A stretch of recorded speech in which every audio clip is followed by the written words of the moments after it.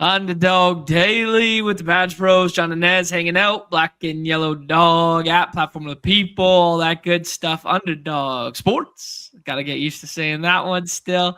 Nezzy Takes, what's good, my guy? We're going to talk a little baseball. We're going to talk a little hoops from last night, some puck, and then draft some football. How you doing? Doing well, man. Doing well. Coming off a nice Best Ball Jeopardy victory last night. So, yeah, the vibes are high. Thank you. Appreciate that. Awesome, man. I tagged that in the featured on playlist down here somewhere. I didn't have a chance to watch. I was watching hoops last night and then touching ice and getting ready for this trip and all that stuff. So I was actually going to ask you in a roundabout way to not get a spoiler for it so that people would go back and watch. But I mean, not surprising that a man who's been around the block, knows his shit, just mops the floor with a kid who couldn't even think he could tell, like, well, yeah. Yeah. It was just, it was good. It was an enjoyable ass beating, I mean, Tyler he handpicked me. To go up against. So, other people in the challenge chose people like Justin Herzig, like Candyman. He wanted a challenge. Okay. Tyler chose me. I think he thought that he could cakewalk the first round, and I just had to show him that it wasn't going to be like that. Dude, sometimes the old men just have to sun out on these guys, Yeah. Like sometimes the old vets, man. You know exactly how it goes. Oh, absolutely, man. I know the feeling all too well because we played a bunch of children last night on the ice. Again. So, these kids these days, man. But I know what it feels like to be dunking on them kids. Love to see it. Nezzy, how'd you fare in the baseball streets yesterday? I didn't make money, but I'm not losing my shirt most slates right now, so that's fine. You're actually accurate. But I didn't make any money. Yeah. So I wasn't like overly invested in the slate, in the evening slate either. So, because I had the show and then I was watching the finals, so I couldn't even really tell you exactly what transpired other than what happened with the Pirates. Saw that with on game day and listened. Because I'm blacked out from the Astros here, which is annoying. Right. Those would normally be the games that I would be like, oh, yeah, you get like the local market now for it. But no, those are the ones you're blacked out from. Yeah. So that was really rough. Yeah, that was Skeens not with his best stuff in the world there, but kept the ball game competitive and kept it. And then the wheels just fell off and there was 11 runs scored on one side and 9 on the other side, and none were from the big left-handed power sticks that we wanted. Yeah, no, exactly right. It didn't even really work out for the BR's favors. Mm-hmm. Pirates had two outs in the 8th when they were up 3, I believe, 2 or 3. And then after that, 7 or 8 straight men for the Astros reached. So the 2 outs, man, 1 out away from just sending it to the 9th and closing it out.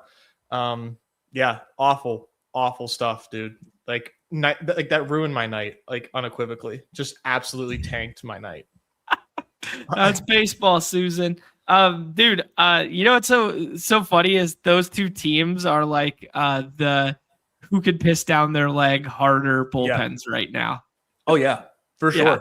Yeah, 2 of the worst. Some of the worst. Yeah, some of the worst to ever do it. GM's all in the chat. Appreciate you guys taking the time to hang out with us. Your boys' last show for a couple weeks here, so appreciate that. I know Davis is live. I know Pete's live. So appreciate you guys being here to join us and talk some of the multi-sport draft league stuff. Lots of good stuff going down in the chat here. Our guy Len Keith finally got his goat horns, which is pretty surprising. We know him as the Pick'em slide champ. But he drops off a super chat the other day. He gets the super duper. He was the guy who paired Jake McCarthy and Jose Siri together. So he's having a hell of a week here. So he gets the super duper pick'em together, and then he gets his goat horns last night in the dupe fest that was the NBA finals contest, which, writing was on the wall. We talked about it a little bit yesterday. We're just happy to have those contests just in a vacuum there. Egger's clamoring about him having won again in that contest, part of the 44-man dupe train there. GM's all around here, and people are guessing the jersey right now. And as he takes, tell him who the jersey is. I forget who this one is. Ooh, so you would think the hero last night, the man who made all the clutch buckets. Never think that about you. He gets he gets hit in the knee. He comes back. He's hobbling. He's running like Malik Neighbors out there around the court. Then immediately rolls the ankle. You would think number 11 on the Knicks. Oh, it is number 11. Okay. You would think. But the ball knowers know it's Jamal Crawford, baby. Jay Crossover, the greatest to ever do it. Love to see it. Yeah, you give me more than like 2 seconds to think about it. I would have remembered. Lifelong Knicks fan. Dude, same here. Lifelong Knicks fans. All right, dude, let's jump in. We'll talk about the winners from last night. Do you have anything macro you want to say just like on the basketball game? And I thought it was a very entertaining first game of the finals is what I would say. Josh Hart foul trouble and then still got home from a point per dollar and fantasy point standpoint. But wasn't via the shots and that sort of thing because he was bricking a bunch of threes there. Brunson did his best to battle through the injuries there. I thought Cat had a very nice game. I don't know. Anything else to say? No, not really. I didn't get a chance to watch a lot of it. So, okay. That was unfortunate for me. But I just saw Josh Hart's stat line. And I'm just like, yeah, man. This dude came ready to fucking play. Unbelievable. Dude, he had 3 fouls in the first 7 minutes, too. Oh, no. Yeah, so he was in foul trouble instantly, and yet he was still the leading scorer in fantasy points for them, for the Knicks last night at that point in time. You know what I mean? Where it was he was in foul trouble, he had only played 7 minutes, and he was still leading in fantasy points. That's insane, man. Yeah, pretty funny. Pretty funny stuff there. But, three actual points, but 15 rebounds, 6 assists, and 5 stocks. Unbelievable. Absolute sicko shit, man. Yeah. Yeah. Ryan said it perfectly. He puts up stat lines no one else in basketball would ever dream of. These are my high school basketball stat lines for sure. Unbelievable. Super sick guy. Man, I can already feel the narrative shifting around this series and how, did the Knicks have the easiest title ever? We were expecting, no one expected the Spurs to even do this, kind of giving them the Patriots treatment. Nice. Yeah. They're a year too soon anyways. Yeah, look at the cast of characters around. Brunson has so much, it's coming and it's going to be so annoying. We're all going to forget that we thought that the Western Conference Finals was the NBA Finals. It's going to be so annoying. I like it. I like the take. I'm not ready to anoint them just yet, but no, me neither. Yeah, but no, I agree with you there. What's going on in the chat here? High school. What high school? Not for me or Jamal. I don't know. He's a Seattle guy.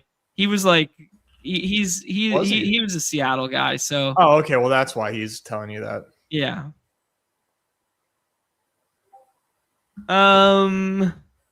Rainier. Oh, Mount Rainier, baby. Great beer. Jose Ramirez, this is true. Station 91 did tell us to play some of those Guardians at the top of the lineup there. Hoskins homers, Kyle Manzardo homers, and Jose Ramirez homers, and we needed Travis Pastrana for the pickup. So that was pretty hilarious. And then the other pick'em, actually, I'll just pull it up. The other home run pick to click from last night, we get the Ozzy Albies, absolute monster Ozzy Albies against a lefty, freer than free, despite the 3x whatever. Yep. And then Adley hits a 397-foot triple. So I mean, we're taking directionally accurates all over the pick of stuff. Yeah, we're taking directionally accurate all over the pickup stuffs yesterday. Yeah, Crazy, man. if you haven't been playing along with us yet, like now is the perfect time because you dodged all the run bad and like the regression when it hits is just gonna be insane. I mean, we're all over this shit right now, man. It's Dude, crazy. Well, 2 winners last week of like actually perfect, like actual winners, and then 2 like a 3x yesterday and the directionally accurate on 2. The day before where the McCarthy 7x and the Jose Siri 3.5 or whatever it was. Like it's crazy. We're scattering the leaderboard right now. Yeah, we're so overdue. All right, dude. We'll take a peek at what took place last night. We'll pop on over to the UD tracker, check out that one. Shout out Chris. You could check out all your favorite users, all the stacks that were played. JK West takes this one down. Nice bounce back start for, not bounce back, but second time back since the IL there for Logan Webb. Nice to see him really return good start form from him, man. Yeah. No into the 7th. Yeah, no into a 7th against a really tough lineup too. It was like the Brewers' best, and nothing bad ever happens to the Brewers. Yeah, exactly, right? 16 fantasy points for him there. We told you guys to scroll, baby. The Urania stuff, 15 fantasy points there for you guys if you wanted to take that route. Ozzy Albies is in the winner there. We loved him yesterday. There's your Hoskins and Manzardo stuff. Left-handed Dodgers, we talked all about Zach Gallen having a huge issue with left-handed power, and the 2 of the best left-handed hitters on earth just go nuke on him. Ohtani, man, 3 for 4 last night, couple walks mixed in, and goes 6 scoreless innings on the mound. Like just Ohtani being a normal Wednesday night for Shohei Ohtani, and yet it's an incredible feat. Shout out to Greedo, who's always hanging out in the chat. The Woods up here, Brad's up here, Inthrius is up here, Chris is up here, Jakey, easy money in the third hold there. Yeah, man, nice to see a lot of our plays up here. We talked about those right-handed Jordan Walker and even Nelson Velasquez, who put up like 20 fantasy points last night as well. Seiya Suzuki was the cover boy with the solo home run off a lefty. I mean, we our names aren't at the top of the leaderboard, but man, a little bit of chef's kiss on yesterday's show. Yeah, no, we were certainly on these, but when you see guys like Scott, Brad, Incubus, Chris up there, we're always in lockstep for the most part. Absolutely, man. Yeah, so Ryan's asking what site this is. This is Chris spun up the UD tracker app, and you could track everything that's going down on the platform up here. Oh my God, the contest only 16% completed. That's why. I was about to say, Eggers, dear congrats, God, bro. Holy shit, Eggers. Congrats, jeez, man. Yo, congrats on the golf ship, bro. Congrats on the golf ship. I got a jump scare there that the memorial here. But as you guys can see, friends and family of the show are leading in the early contest now. You can track it in real time, and then you can walk through multiple sports. You can walk through profit and loss for people. You can walk through live scoring on the app. So right now, Casey Schmidt has the highest score on the morning slate there. He's 68% owned by the field. But yeah, so good, man. We'll drop that in the chat for everybody. Beautiful site that Chris has spun up. If you are not utilizing it while you're drafting, in particular baseball, you're light years behind because you could see the stacks and what everybody's running out. You could compare. Let's just do it for a half second. Yesterday's 9-game slate here. We were looking at the leaderboard view. I will show you. You guys are logging it down now that you're all clicking on it. Yep. Everybody's clicking on the link, slowing me down. So that was the leaderboard, but you could filter by the users and you could see what they did. So JK West, one lineup last night, and he just goes, yeah, one lineup, ships the thing. Unbelievable stuff. Inthrius had 97 lineups in there. You could see kind of where they were focusing on with their stacks and stuff. You could see how owned players were, and you can add users to see how owned they were by certain users. So we could put Nez in here. We could put Rotorun in there. You could go to the stacks, you could see that Jay Baconator only played 1% 5-man stacks last night, but Chris played 69%. So two of the best users on the site with completely different strategies last night. You could see that, Vin DP here, he just went 98% of his teams Dodgers stacks last night. Like, just incredible, man. Like, crazy exploitative. Anyways, you guys should be messing around with that every single night. That's enough words on that. We'll take a peek at the hoops contest from last night. I'm not going to read out all the names that took it down there, but we know some friends and family were involved in that one. Your boy got 7 of them in there. Most of them were on stream, but Esperanda's in here. The House Always Wins is in here. I believe Eggers was in here. Who else is up here? Our guy Len Keith was in here. Johnny Footballs. There you see them all right there. So, yeah, T. Polick, longtime player on the site. But the winning lineup for last night was Castle, Harper, Hart, and Champagne. We talked about it on the show. Hey, what would a lineup look like if you just played all the mid-tier guys or all the value guys and you omitted some of the upper echelon stars? And that's what came to the forefront. I'm not sure if this was the optimal, but yeah, it'd be fun to kind of go back and reverse engineer, because I was thinking maybe like a Champagne, Hart, Jose Alvarado, and then one of the spend ups might have been the optimal. Yeah, but I don't definitively know. Yeah, I would guess that Hart, Champagne, what you just said would be optimal. Yeah.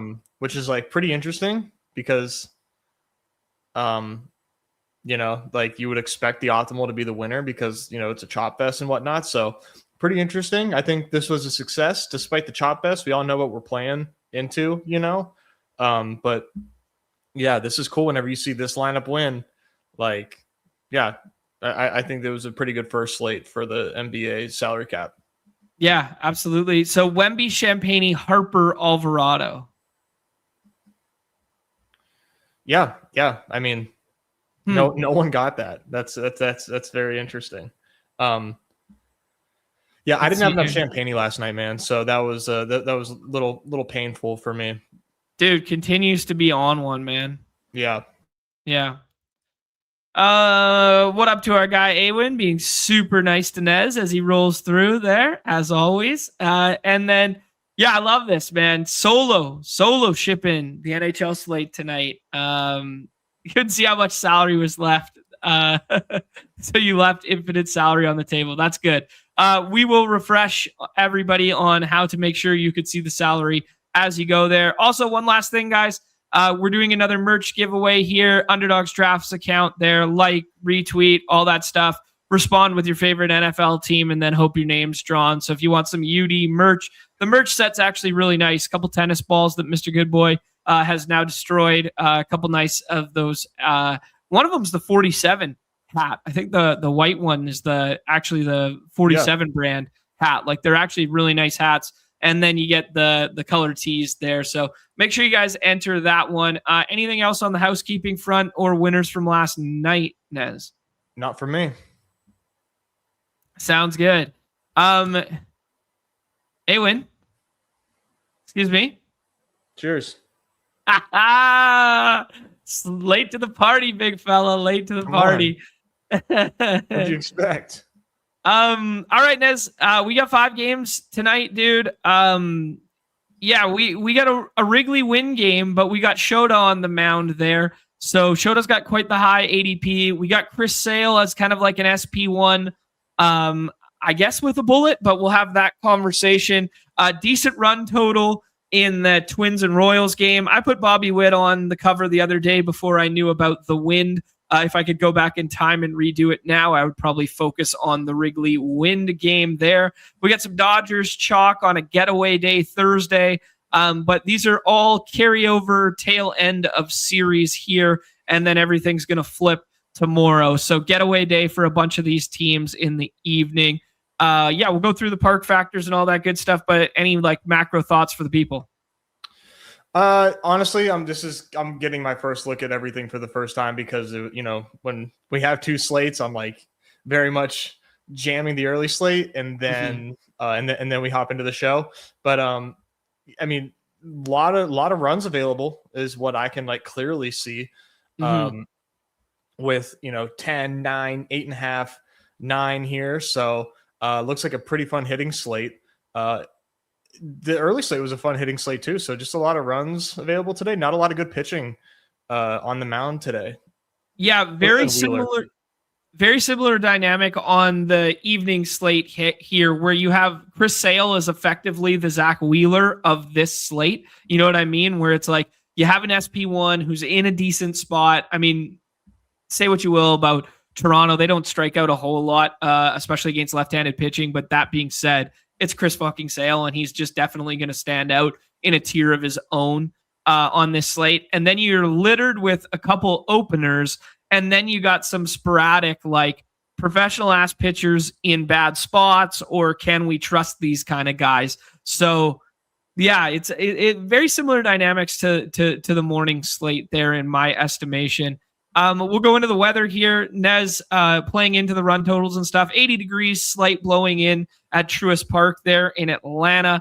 Minnesota better for pitchers than hitters, but nice to see almost 80 degrees and 8 miles per hour blowing out. Here's why the Athletics and Cubs are popping, because we get 13 miles per hour out to left field there, and it's 85 degrees in Chicago for the Wrigley Wind game there. Minute Maid Park, aka Enron, aka Daikin, with the roof closed this evening there. Obviously, the Crawford box is in play. Jared Jones making his second start of the young season there. And then Chase Field had the roof open yesterday. So Windhurst's up. Maybe if it is similar to yesterday, the roof will be open again. But I was surprised to find out that the roof was open there yesterday. Might have been a little strategic home cooking there, Nez, to be like, hey, we're only going to get one swing off on Ohtani.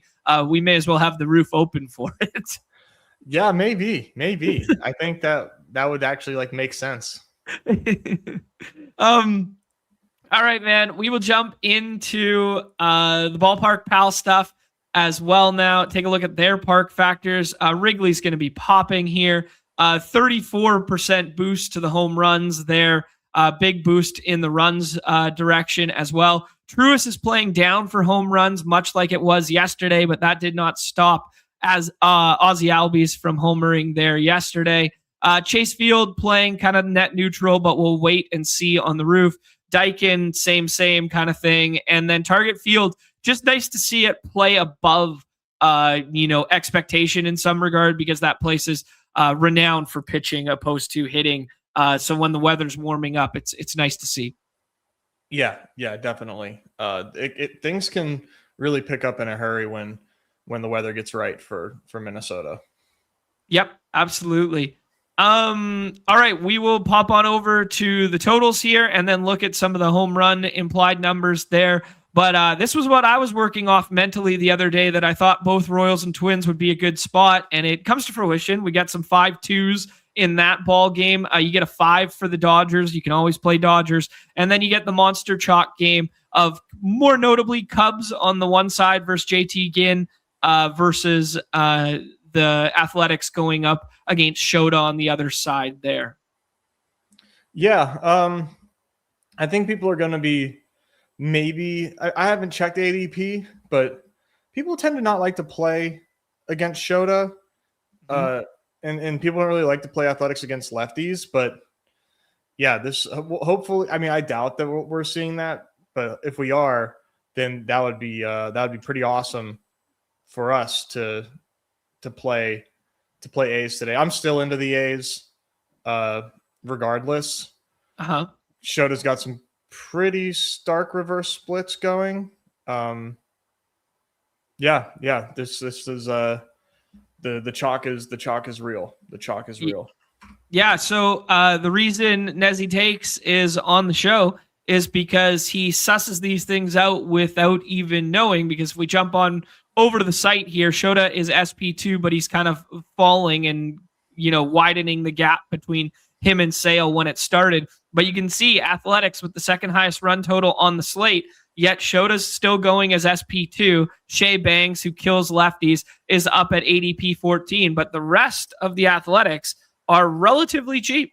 And nobody's really getting into scroll territory with them. Like Zach Geloff versus a lefty going to be in play today. Jonah Heim, could play, both sides of the plate, right? So not to worry about him. Henry Bolte's probably going to be in there today when he starts against lefties and stays in. So yeah, a lot of these guys not getting touched, and Nick Paz, who's just slowly been the fourth best hitter on planet Earth right now, is just freer than free at ADP 26 because of the handedness. And as you just noted, some of those reverse splits there on the lefty-lefty stuff. No one can do more damage lefty-lefty than Nicholas Paz. Well, maybe I'll just say on this slate can do it more, because Kyle Schwarber's in a league of his own and Jordan's in a league of his own lefty-lefty as well. Yeah, for sure. But it's that's great. That's great. I was hoping that'd be the case. Perfect. All right, dude, let's rank out the starting pitchers for the people here so they know who to draft. Is it Chris Sale 101 with a bullet, and you should be prioritizing him in the first round every single time because of his way to separate on this slate? Or do you think some of these other guys can hold weight? Yeah, no, if you get the 101, you're taking Chris Sale. Like, I agree. Absolutely no reason to not take your 20% Chris Sale, because you might get it sometimes at the 102, and then, double bubble it if you don't get them, but otherwise, it makes so much sense from a VORP standpoint to be taking Chris Sale. All right. Respect the take, my friend. Next up is Shota and then Seth Lugo, but they're separated by about 10 picks. We just kind of poo-pooed on the notion of saying, hey, we're going to like athletics more than the field right now. We like the price point of athletics, but does that mean you're going to full fade Shota, or does that just mean, hey, cost adjusted, this is a short slate, we're probably going to have to mix and match anyways. Shota deserves to be SP2. Yeah, I mean, I Shota's a fine SP2, but you are risking negative points for sure. Okay. However, a lot of strikeouts available here. And Shota does get more strikeouts this year than he was getting last year. Nice. So Shota does have like a pretty high ceiling despite the matchup being scary. Okay. He's not a slam dunk, but he's SP2 by projection for me. Okay, cool.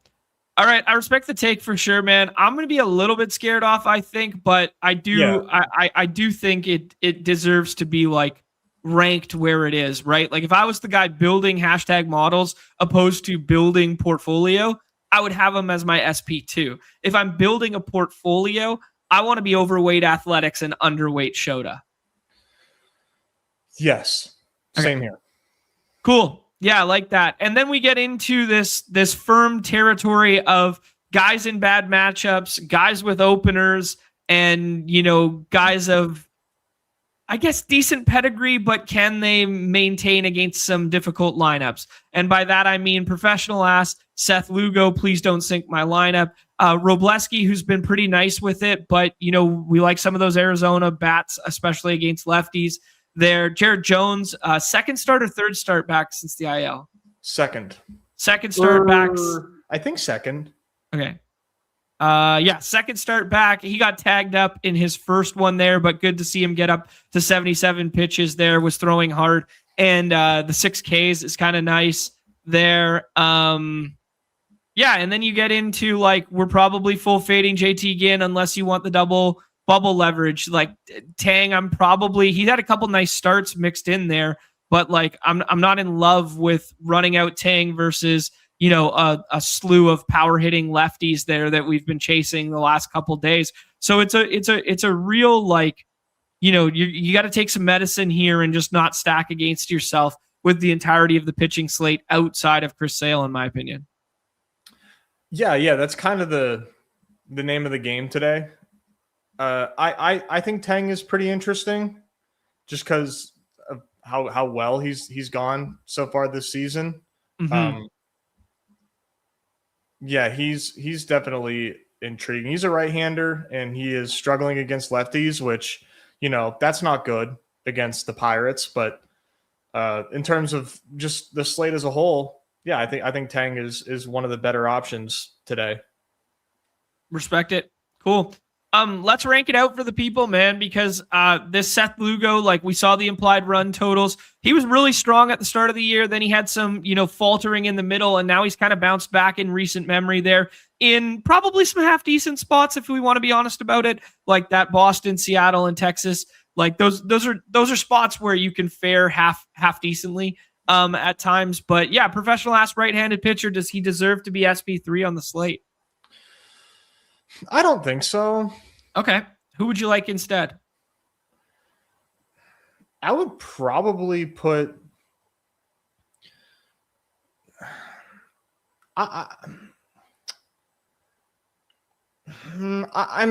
okay, man. I mean, I'm sorry. I'm going to say Jared Jones. Yeah, sure. I mean, chase the ceiling, chase the right tail, chase the fact that Houston only has like 4 hitters that we're scared of. Exactly. Yep. Yeah. So they need length out of him today after both bullpens got shelled too. One more time. They need length out of him today after both bullpens got shelled yesterday. They pretty much always do. And then after him, I would say Tang. Okay. So we're down on Seth Lugo today, which means we'll probably want to play a little bit more of the Twins bats because that'll be a good contrarian leverage stack because basically Byron Buxton just gets drafted at the top and then not a ton of Twins are getting drafted. So yeah, a little push-pull there for us. What about Robleski, man? Yeah, of course. That's my guy. He's next up for me. Okay, cool. 9 Ks last time out against the Phillies there at home. That was a dominant start, only threw 88 pitches to Arizona. I mean, like outside of Ketel Marte, who was out of the lineup yesterday and will be back in today. Like I'm not really scared of like a ton of. Like we used to play Arizona a lot versus lefties because there was big time power in that lineup, but it was Eugenio Suarez, Lourdes Gurriel, like a lot of these guys who just like aren't there right now. Like it doesn't really strike fear. I know like Nolan Arenado had a hot, stretch there and was coming back to life and, might be a fringe future Hall of Famer, but like it just doesn't strike fear into my heart to see Perdomo, Moreno, and Nolan Arenado as potentially like the 3 through 5 today. Yeah, I mean, I got to give Nolan some credit, man. He's having a good season. Oh, for sure, yeah. And he's hitting lefties well. This is an interesting game where I think like 2 things can happen. Like one, like I think the D-backs could tee off because Robleski's probably smoke and mirrors, but he hasn't been, but he probably is. Okay. Or 2, Robleski has a complete game in under like 80 pitches because he's not going to go deep into counts. He's just going to like pound the zone, and the D-backs like do not strike out against lefties. They just like this lineup. It's somewhat of a small sample for these guys, but like the lefties for this D-backs lineup just do not strike out.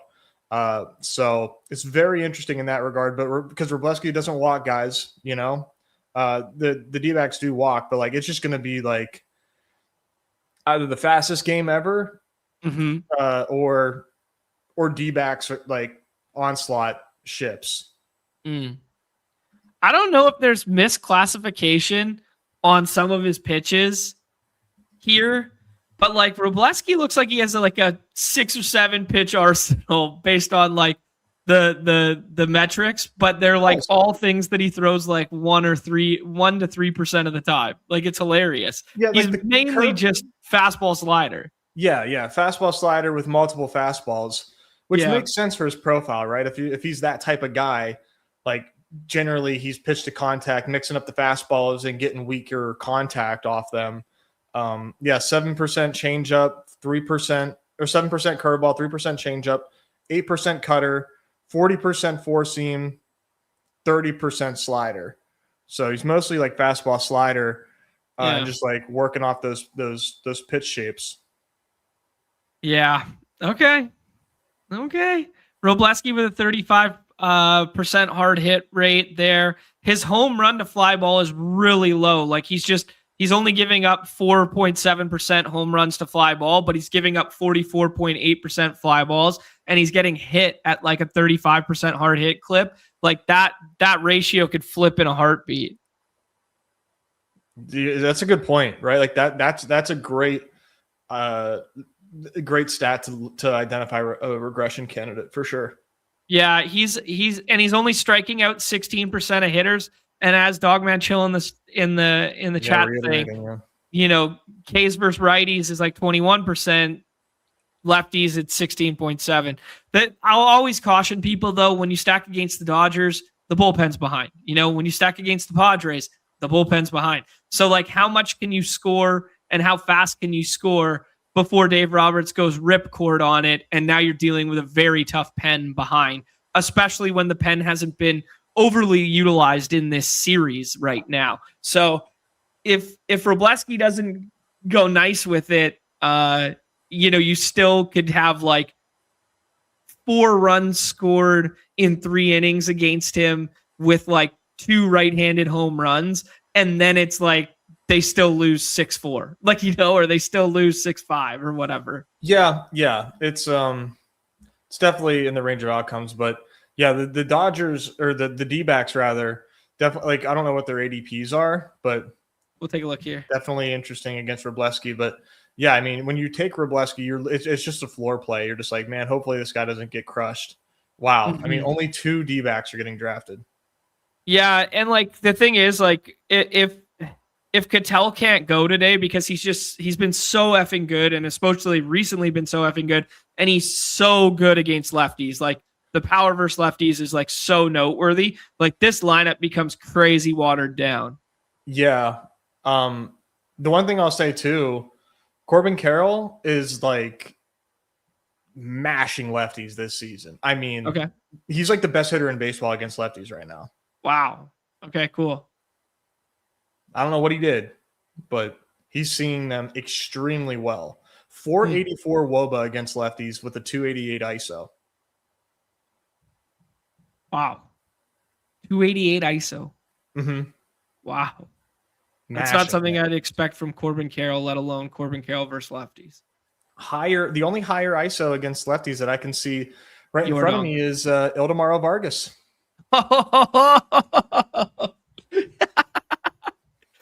Gotta send him back down to the minors. Is he not up? No, I'm kidding. Okay. But Vargas is buried here. Interesting. Yeah, not bad. Not bad. Good shouts there. So Vargas as a lefty killer as well without an ADP. Love to see it. Could move up in the lineup a little bit today too.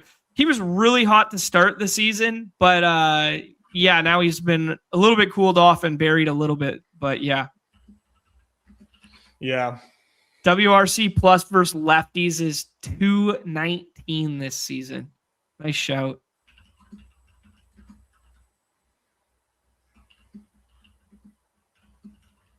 All right. Let's go back to ranking out the pitching here. Do you like what you see here? Will you have any JT Ginn, aka JT Ginn?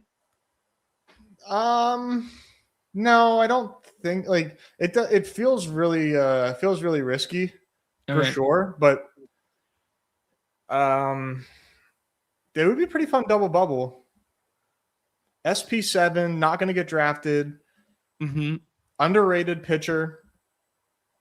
In his last 5 starts, he's only given up 5 earned runs total. Most earned runs he's given up on the season is 5. Every other start this season's been 3 or less. And yeah, his problem right now is lefties, where he's walking them. He doesn't strike them out, but he's not giving up a lot of power to lefties. Okay.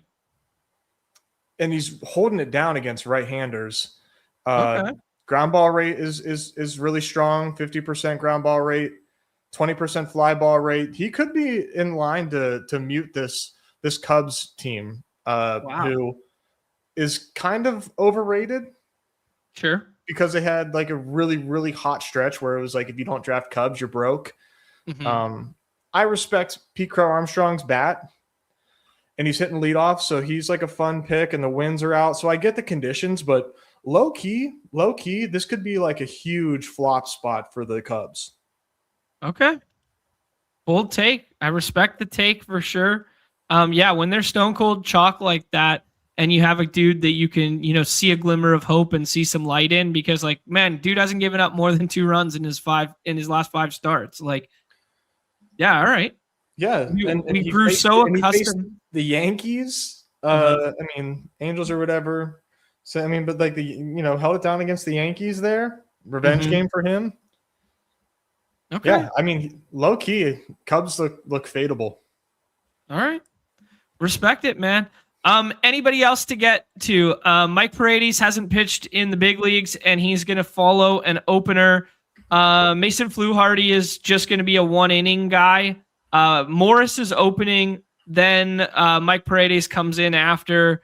Fluharty is opening, and then he's going to be piggybacked by somebody else. I can't remember right now, but I don't think we're going to play them against the Braves anyways.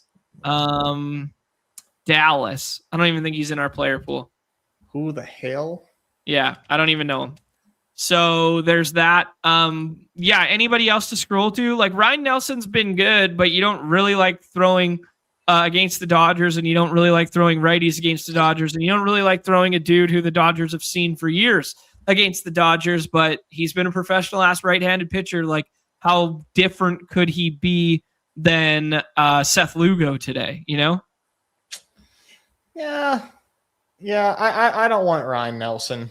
Okay. No, we can pretend it there. Yeah. All right. There's your 7 pitchers. A big onus and priority on Chris Sale. A soft fade on Shota and playing some of those athletics bats, particularly the right-handed ones, but also Nick Paz as well there. Jarrett Jones has a little bit of a boost here, not because of Nez's inherent biases, but because he's a good pitcher and he looked good in the minors and he was gassing it up. He could throw like 100, and we're only scared of like a third of that Astros lineup. And then Tang goes next, and then who's been really good recently, and then Seth Lugo, Robleski, who we're going to stack against a little bit, and then JT Jin for the double bubble leverage if you want it. Yeah, and I'm like, the more I look at that Ginn spot, like, I mean, what do you win when you win? But hey, man, we're talking about a bunch of pitchers that we were really struggling to rank out. The Ginn leverage could be pretty interesting. Okay. Yeah. Sorry, give me 1 second while you transition. Apologies. Yeah, sure. Yes. Blue Jays are going opener today. It's going to be Fluharty, who's the lefty. Dude, he's got a super good strikeout rate. Like, he's been like strong. Like, in terms of strikeout rate, like, he's the highest on the slate thus far. But yeah, man, xFIP looks good. He's okay, man. I wouldn't be like, oh, we got to jump on that because they have an opener. But yeah. Wow, Ryan Nelson, 106 stuff plus this season. Good shouts, man. Dogman Chill's got all the stats today. Love to see it. Breaking it down by K rate on the slate: Sale, Jones, Tang, Shota, JT Ginn, Lugo, Ryan Nelson. So they're kind of like broken up from 30 down to 18% there. And then we will check out Cardi's rankings of it. Cardi has Sale, obviously scoring format, not 1-to-1 here, but you guys can see Cardi's got Sale, then Shota, then Jarrett Jones, then Tang, then Ryan Nelson. So, Winhurst up, but an 8 fantasy point difference from the top guys there. Seth Lugo and Nelson, very similar. Chad Dallas, who's going to be the guy who follows but isn't in our player pool. He's down on Robleski. He's down on JT. He's down on Paredes, who's going to be the piggyback side of things. So just a good counterpoint and good reference there.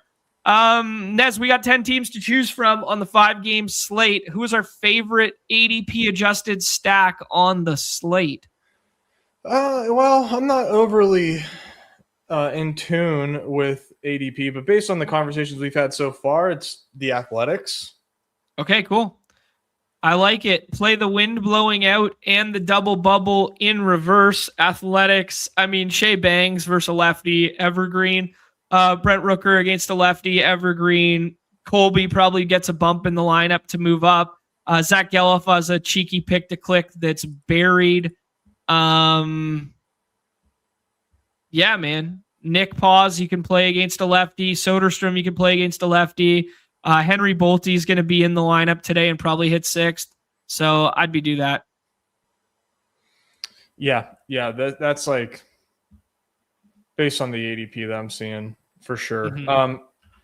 ADP adjusted here. Man, what is going on? Okay, I think the Dodgers. Okay.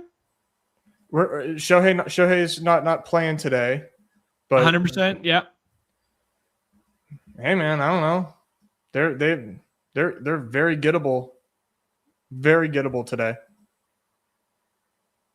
Yeah. Better setup than usual. Like in terms of ADP. Mm-hmm. Muncy being buried after having a half decent night. Muncy low key, man, he's got like 15 home runs too, doesn't he? Yeah, he's they're one of their best hitters. He's like the best hitter in the lineup today. Right. He's been significantly better than Mookie and Will Smith, and he's buried. Kyle Tucker homered last night finally, but that was only his 5th of the year. Yeah, Tucker's been off to a very slow start. Dalton rushing day. Yeah. Get rushing in there. Might do the leadoff rushing thing like they did in the past. Yeah, totally could. Yeah. One more on Nelson. XFIP versus righties, 385. XFIP versus lefties, 449. And you're going to have, this little setup of like Freeman, Tucker, Muncy. Muncy looks like a absolute smash at his ADP right now. Yeah, he does. 9 seems low for Robleski, according to Awin for the projection. Okay. Yeah, I'm not seeing anything bullish for Robleski anywhere. Okay. I'm like, why would you? All right, so it looks like we like Athletics, then we like Dodgers relative to price point. Whom next would we be interested in? I mean, you can really kind of pick your poison. Yeah. I think for me, it would be between cost adjusted, Twins or Pirates. Probably Twins. Twins or Pirates it is. Yeah. I would say Twins. Okay, cool. Yeah, I mean, basically, if you stack Twins without Byron Buxton on any given day, you'll always be contrarian. Not financial advice, but you'll always be contrarian. But if you're going to do the Buxton thing, a little bit of Josh Bell pick to click from his good side, Cody Clemens from the good side. Trevor Larnach doesn't even have an ADP, and he'll probably hit 2nd or 3rd today. So, yeah, I like that shout on Twins there, just not respecting Seth Lugo. You get a bunch of switch hitters and a bunch of lefties at the top of that thing. Yeah. Little Brooks Lee hitting 2nd, most likely. Yeah, Brooks Lee's been nice with it this season. That 2-homer day there, reminding people he's got a bit of a ceiling there. Good Cal Poly boy. Nice. Okay, cool. I'll leave Cody Clemens in there as a little bit of a pick to click there. And then you said Pirates next. O'Hearn was not in the lineup the other day. Was that yesterday or the day before? That was yesterday.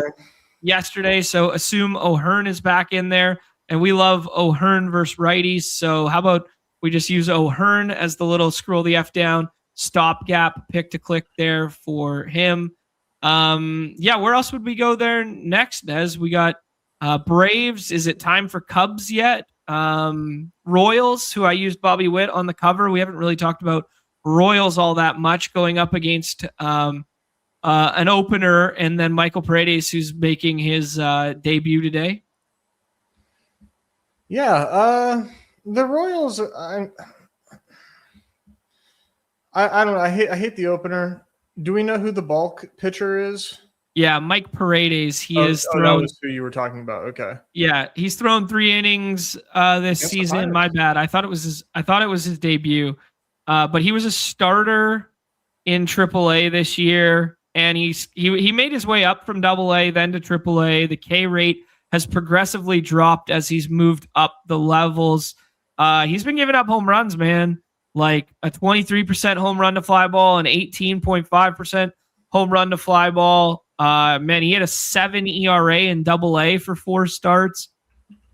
I think this looks gettable, man. Yeah, I so who are we looking at here? We got Carter Jensen, who is just like beyond dead to me with all the bags that I have and how bad he's been this season. Just absolutely atrocious this year. Yep. Gotta hit him leadoff though. So, we're stacking Bobby Witt, Pasquatch, Cags. I just like don't like this. I don't like stacking the Royals because it just feels bad. But I would probably skinny it only, Okay. I don't love it, but I know the totals are the totals. Do you like Braves more than Royals then? I mean, another like shitty spot. Not particularly, no. Okay. But like I don't really like. So I don't know who the bulk pitcher is for Toronto. Do you? Yeah, it's that Dallas guy. Oh, you did say that, but I don't even know who that is. Chad is his Dallas. first name Dallas or his last name? Last name, Chad Dallas. Mike Paredes is the long guy for the Twins. Dallas is the long guy for Blue Jays. There. I can't even find. Is this his debut or something? I can't even find him. Yeah, I think one of them was his debut, and the other one was like his first or second time out. And Paredes is second time out. Paredes looks like nothing crazy. Like fastball, changeup, sweeper, like mid 90s, like 93, 87. A lot of fastballs, over 50% fastball usage to both sides of the plate. Yeah, man, I think Paredes might be food, dude. Okay. Former 18th round pick.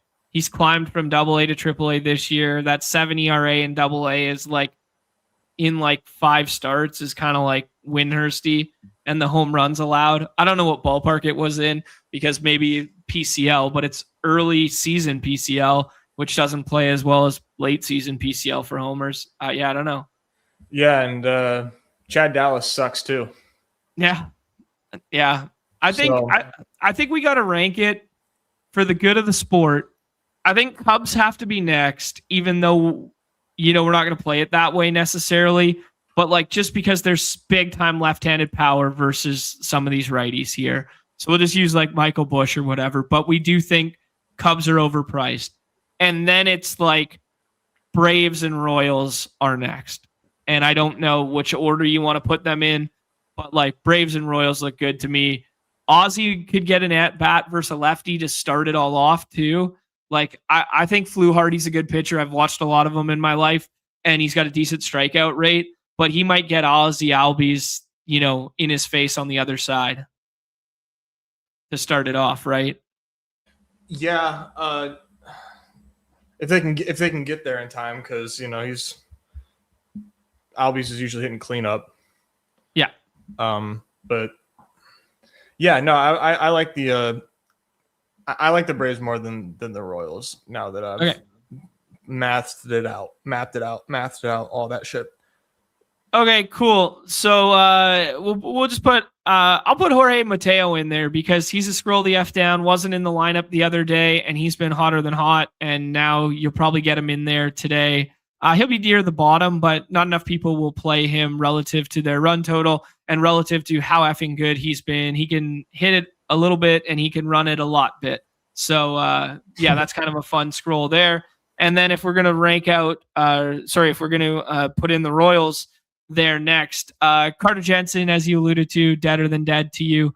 But I still like the handiness advantage and probably will be near the top. His ADP is way too high today, though. So, the Royals low-key relative to ADP are more in the bad chalk territory than the good chalk territory. But like just putting in Isaac Collins or something like that with it will instantly get you contrarian. Yeah. Yeah. It's like the usual suspects for the Royals of who you're going to stack. Uh-huh. It's, Bobby Witt, Garcia, Pasquantino, Cags. But yeah, Collins will get you uniqueness. Massey We'll get you uniqueness.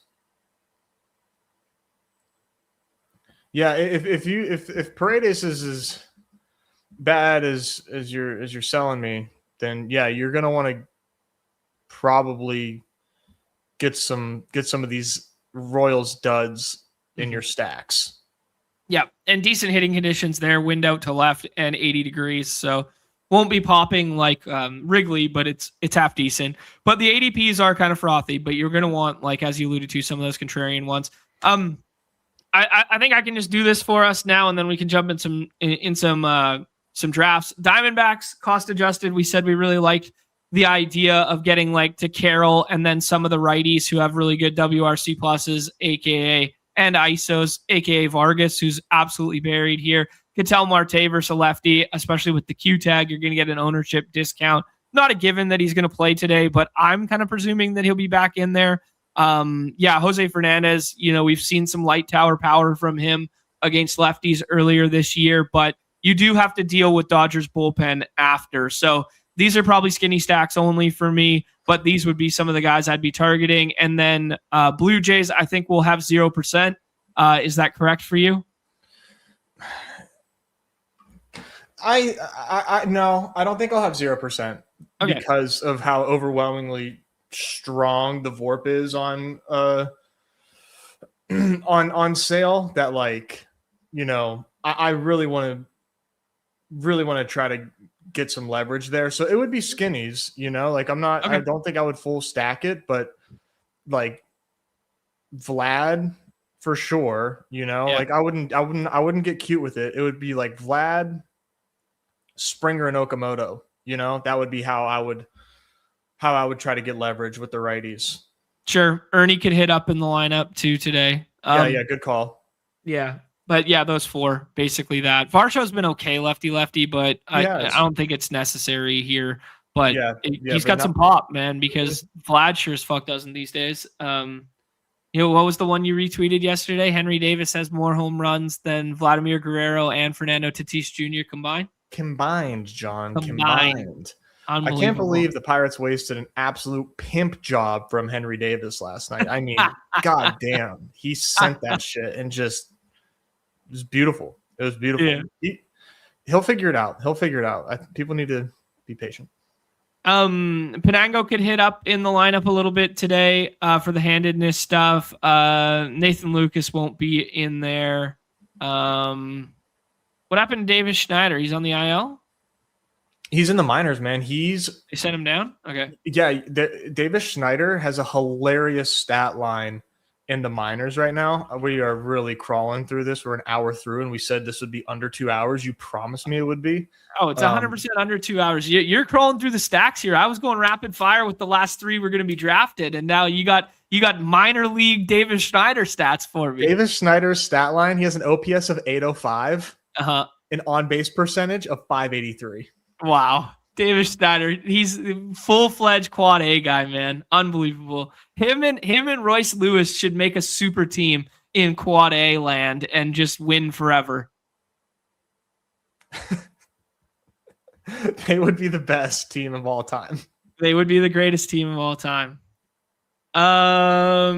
Easy, my guy. I got you, man. Yes, J crossover, baby. Jamal. We did the reveal at the start there. People would think it was Brunson, but I'm not a chalk donk.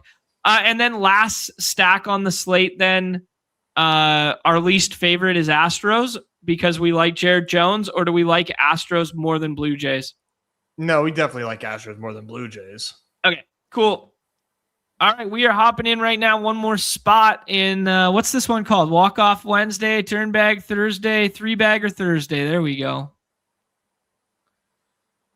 Three-bagger Thursday. Look at this. I'm almost out of slow draft hell, Nez. Wow. For Europe. I timed them perfectly. Unbelievable. Well done. Thank you. 2 weeks, right? Is that what you did? 2 weeks? I think it was about that, yeah. So the last one's crawling along for some reason, but that's probably users more so than the timing of it. You know what I mean? Mm-hmm. Yeah, I need to start planning ahead about that as well. Oh. This is great from Ghost AF. After we talked about Franmil Reyes yesterday and talking about, what's going on if KBO or NPB careers and stuff, it sounds like Davis Schneider and Royce Lewis are going to have some lengthy NPB careers. Love to see it. Nothing wrong with that, man. Go be a legend somewhere. Yeah. The Best Ball Bags would love for Royce Lewis to be a major league hitter. Evergreen, man. Favorite non-power forward ever. Maybe favorite player to ever watch. I agree. He was one of my favorite to ever watch too. We could play some of this chalk. We could get ahead on some of the pitching stuff. We could just play a really good hitter. Who do you like? We could just do Jordan. I want to play Jarrett Jones though. Okay. Let's do Contrarian Twins with Jarrett Jones and then find some fun scrolls. Okay. Awen probably isn't in on Jarrett Jones because he's not good. So don't have to worry about him. But these other guys might be looking at Ballpark Pal, seeing the wind, not liking Shota, scrolling down to the guy that throws 102. Yeah. I'm worried. There's a lot of gas in that arsenal for good shit. Nothing was more. I mean, talk about tampering. Right there. Yeah, there's a lot of gas in that. Bubba Chandler, Jarrett Jones, Braxton Ashcraft, Paul Skeens. Like that's a lot of gas. A lot of gas. Yeah. It.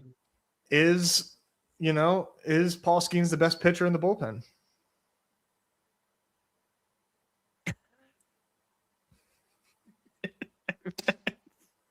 Wilbur Dotel's been pretty good, Get the Polish Prince. Get the Polish Prince back in the rotation here. Let's give Paul Skeens the Mason Miller conversion treatment. Is that how we're fixing things? I don't know, man, but Skeens is pissing me off. He got BABIP'd yesterday. Like Nick Gonzalez definitely coughed up 2 runs two outs that didn't get labeled as errors. Mm-hmm. But plays that he should have made. He should have made at least one of them, if we're going to randomize it. But, Skeens has still been, he's his style of pitching can cost you. Should we grab a pitcher or should we not?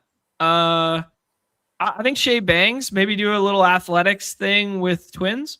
Yeah, let's see if we can get that done. Also sets up nicely when we get froze out from the Jarrett Jones stuff to make the best of it by taking like a double bubble leverage of like JT Ginn. Yeah. Cool.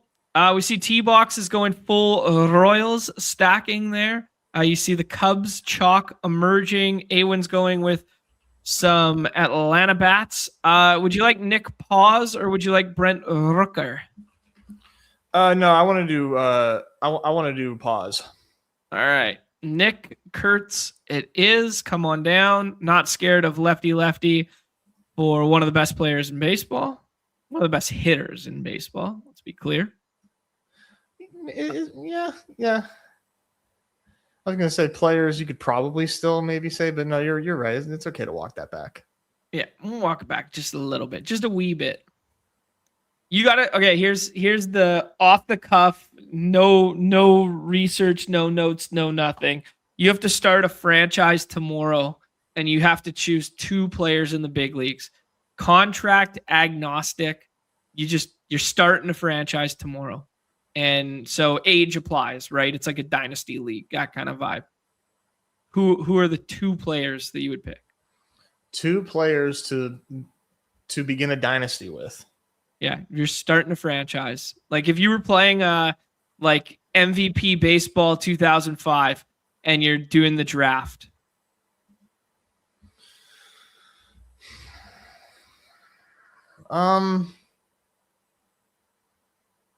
I think I would probably say Bobby Witt. That's a pretty good one. And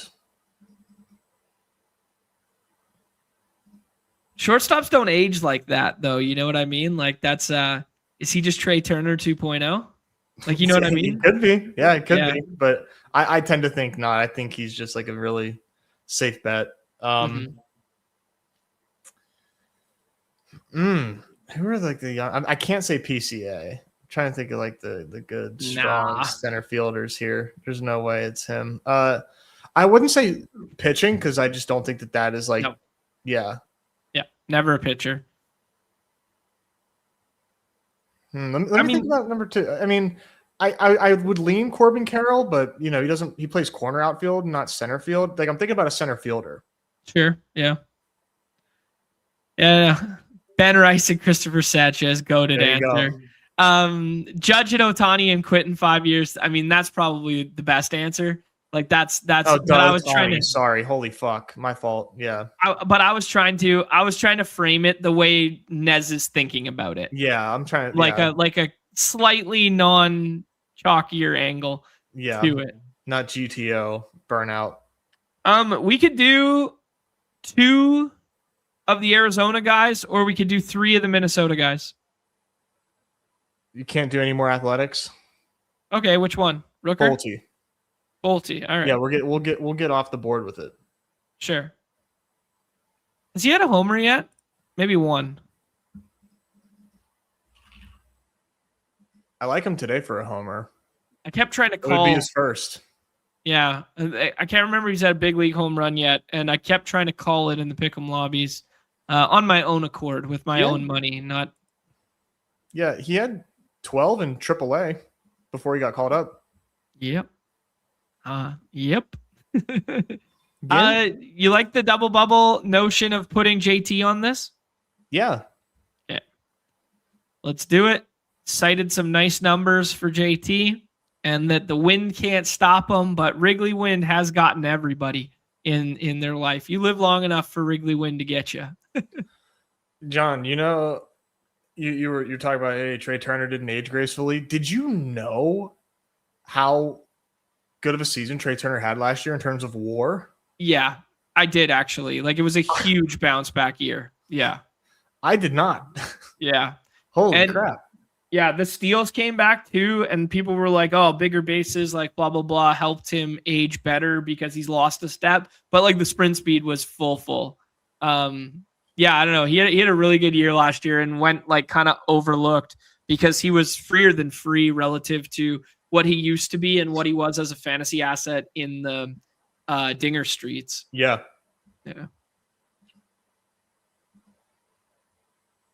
Yeah. Still 99th percentile in sprint speed. Crazy. Oh my goodness. Cody Clemens gets sniped from us. That's just a troll job. That's tragic. All right. Well, 3-1-1. We'll play it that way. We can still do an Astro, or we can do a Pirate, or we can do a contrarian Blue Jay. Some suggestions for you. Or Albies. One-off Albies is calling our name. I like Ozzy. Yeah, I like Ozzy versus a lefty in that first inning. Yeah. Okay. That was fun. That was a little bit of a panic. I think if I was thinking a bit longer on it, maybe I would have just done Josh Bell or something like that. But the Cody Clemens one-off the Cody Clemens skinny stack was living rent-free in my head. Yeah. All in all, I think we kind of ironed out some of our picks to click. Summarizing, flipping the build a little bit in the wind game and playing some more athletics than playing the Cubs side. Playing some Arizona bats feels half decent as like double bubble. Like you see this Marte and Carroll, like that idea. And then the Cody Clemens, Max Muncy as the most mispriced ADP. I think our guy, KMC3 Mills, watching the show. Muncy was one of the most mispriced ones we were talking about. I would have my Windhurst up about Will Smith being in the lineup today, but given the fact that Ohtani is not going to be in the lineup, I think Will Smith and Rushing will both be in there today, and Will Smith will DH. Brent Rooker, totally fine there. Yeah, I kind of like what we cooked up, dude. Yeah, no, me too. Fun slate. Need to get into it. My resident puck guy, Eggers, is clamoring for football season. We got to do one puck draft at least first. first look at the salaries here. A fun contest. You can definitely solo ship. I'll repeat some of the things that I said from the previous day there. Nikolai Ehlers is way overpriced, but that's neither here nor there. He scored twice in game one. Electric game one. Unbelievable game one. Just fucking phenomenal. Pair some line mates together, but if you want to get contrarian, the two defensemen or the D-man correlated with a one-off like third liner, something like that. I will reiterate some guys that I think have been playing, a lot better than they're getting credit for. Barbashev has been playing very, very well. You can play either of the other Vegas defensemen just because Shea Theodore did it last time out. Doesn't mean he has to do it again. Gostisberg for defenseman number one in parentheses. It's actually Slavin, but PP1 defenseman at only $27 and 3 goals in his last 4. That's a nice price tag for Gostisberg there. Hertl, they signed him to be a goal scorer, man. He scored in last game, but Hertl is really mispriced relative to his talent level and the amount of time he spends on the ice and the amount of power play minutes he will get. He's probably my number one point per dollar, despite the playoffs not being amazing for him thus far. That's kind of the run of the land there. Pair a couple of these dust ball lines together and see what happens. Eric Robertson, yet again, my favorite, super scroll on the Carolina side. I think Marner is probably my guy here. You could also do some second line Carolina stacking. The Ehlers one's interesting because he's overpriced, but he scored twice last game and he's on a bit of a heater here and he's a very good hockey player, but he doesn't stack all that well. I guess the nicest thing you could say is his line mates are cheap, but when he scores, it's probably going to be on the power play. And then you have to pair him with the expensive guys like Aho, Jarvis, and Svechnikov. The problem with pairing him with those is that they all play on the line together and play on PP1 together. And you're going to be the guy who shows up with Ehlers, who's just playing with them some percentage of the time. So that's why it's a little hard for me to get to, but you can't really knock any kind of combinations there. I think that's the long and the short of it. I think that Carolina 2 line is the best cost adjusted line, the Hall, Stank, and Blake line. I don't really want to play Jordan Stahl and I don't really want to play Jordan Martinook, but if you play Ehlers, you're going to have to find a cheap guy to go with them. And Stahl scored in game 1 from the high slot, so maybe he's not washed. There's all my words on hockey. Yeah, I'm a Hurricanes fan, long time, lifelong. So I'm cool with Stank, also former Dallas Star. So we like that as well. There we go. Let's do it. The Stank Daddy's got some cheap line mates too, or cheaper line mates too, with Blake and Hall. Hall's also been their best player. Respooked already took Hall from us, but yeah. Let's get a little contrarian out here. We can't see the salary, so we got to hit the refresh. Reminder, what's been going down with that one. These are better to draft on mobile than PC, but if you just draft in the active tab or give it a quick refresh. Dude, we're going to take Rasmus Anderson, and I'm going to tell you why. Rasmus Anderson. I'm telling you who we're taking here with these last 2 picks. Is he on the minor line? he's buried in the minor leagues, dude. No, he's a defenseman. And we need him as our differentiating piece in the best ball contests right now. So I needed Anderson to outscore Shea Theodore, and I need Thomas Hertl to outscore. So I'm the only guy with a 7-man Vegas stack in the Big Zamboni finals. And Shea Theodore decided to have 3 points in game 1 and Rasmus Anderson decided to have like 3 fantasy points. So it was just kind of like, oh, curtains on here. But my path to winning is him and then Thomas Hurdle. So we're going to put Thomas Hurdle on this one, and we're going to hope power play 1 with Marner and Hurdle scores a goal, and then Anderson on power play 2 gets one. We'll fuck around, find out, leave some salary on the table.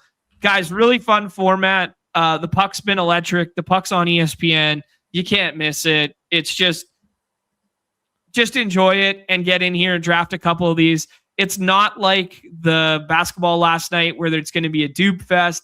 You could put all sorts of intelligent combinations together. You can leave $60K in salary or 60 bucks in salary on the table if you want to. You could spend it all up to the brim. It's nothing like basketball. All these guys who just went undrafted could all score twice.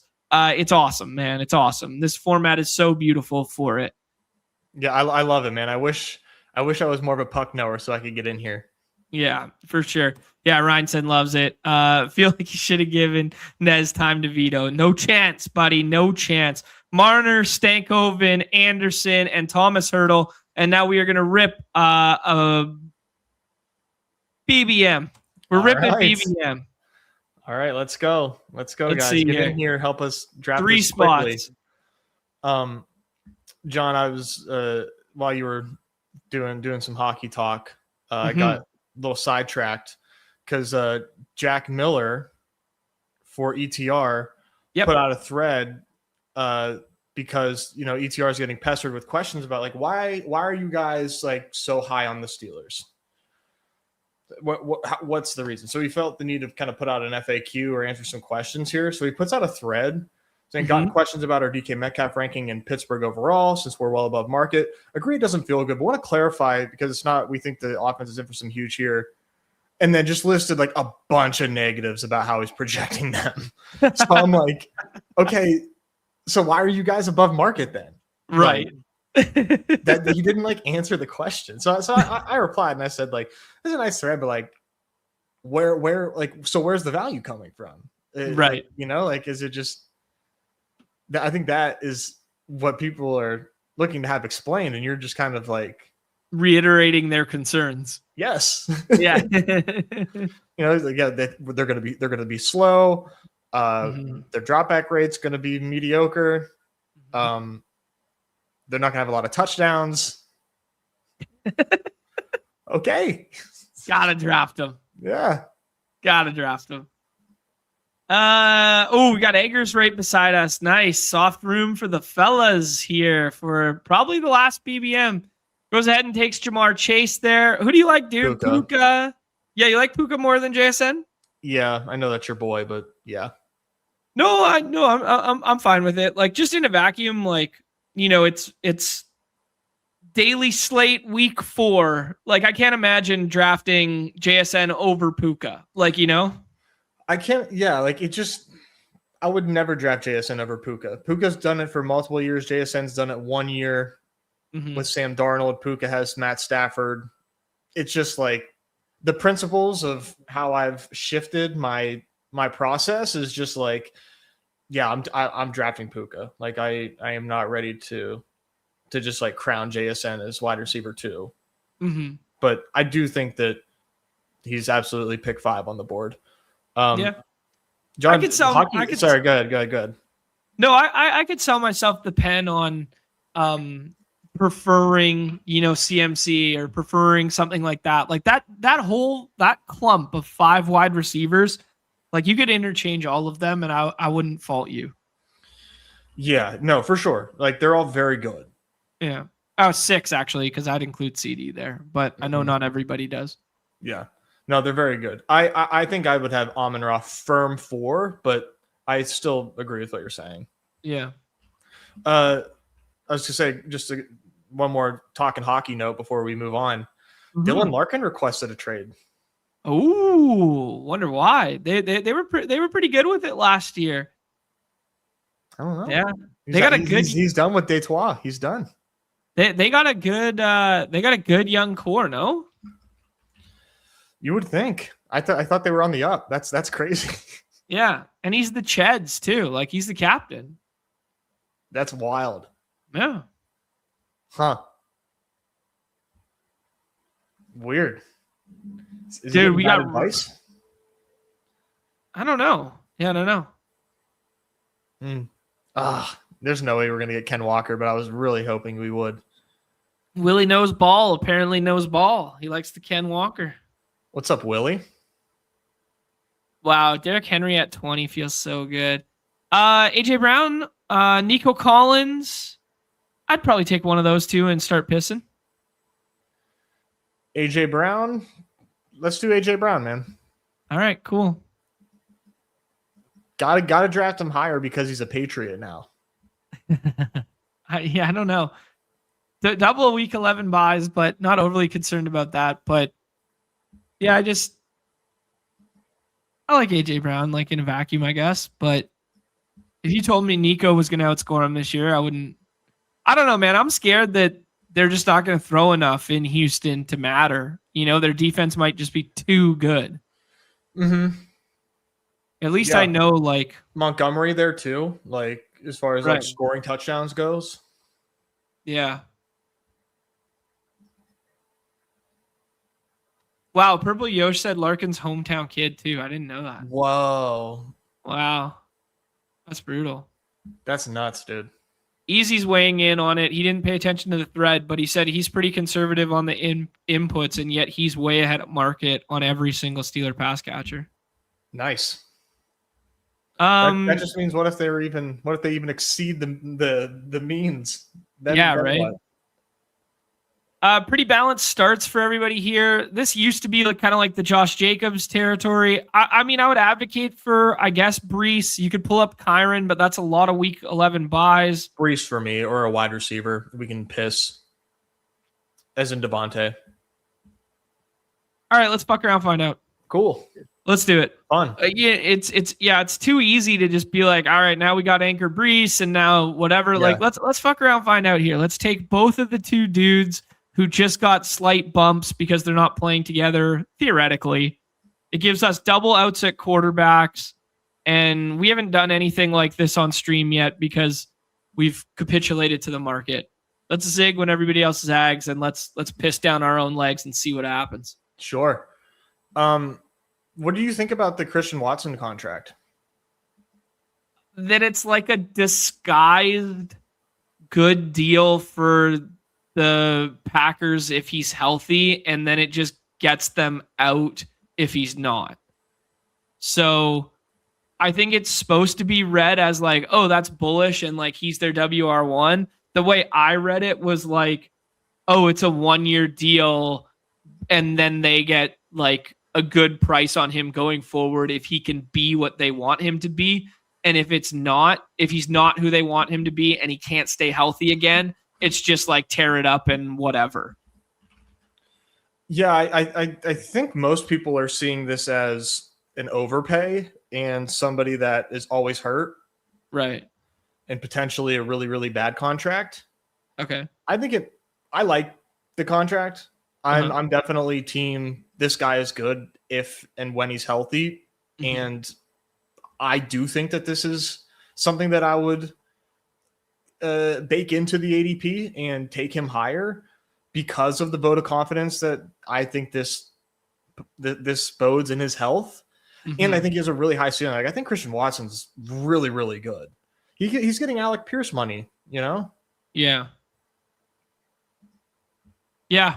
I would take him over Alec Pierce in a heartbeat. I mean, they're kind of similar archetypes, I guess. But like, I would take him over Alec Pierce in a heartbeat, I think. But the health stuff is very concerning. I think it's like, it seems like an overpay on the surface, but I think when you like dive into how easy it is to get out of it, and it's only like front weighted, like 31 at signing, guaranteed money, that it's just kind of like whatever.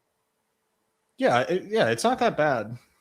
All right, man. We get the Jacobs coming back to us. I feel like it's how you start these teams, but I don't know, man. I'm scared. I'm scared too, but nothing ever happens. Okay. All right. The other thing we could have done was double stack Rams. Like we could take Adams there, but Adams might come back. We could have done like week 11. At that point, I do start to kind of. So is Jacobs though. Shit. Yeah, you're right. But at least it's a different position. Yeah. Yeah, it's risky. It doesn't feel good to take Jacobs, and maybe we could have pushed it, but you know, if Jacobs is coming out of here scot-free, Mm-hmm. it's gonna make this start feel really, really nice. Let me see 1 second here. Yeah, I wouldn't call it fun. a fun start. A fun pick, Josh Jacobs, but like, sure, it just feels like something that you're supposed to do when you right. when you're drafting in the middle of June, and you have an opportunity to potentially, you know, buy the bottom on somebody. Right. Okay, Evans goes there. Adams goes. It does feel like another running back spot. I mean, you could do some New England correlation. I'm good with Waddle too. I'd say Waddle, Montgomery. Yeah. Fuck it. Let's do it, man. Let's see what happens. Yeah, let's do Waddle, man.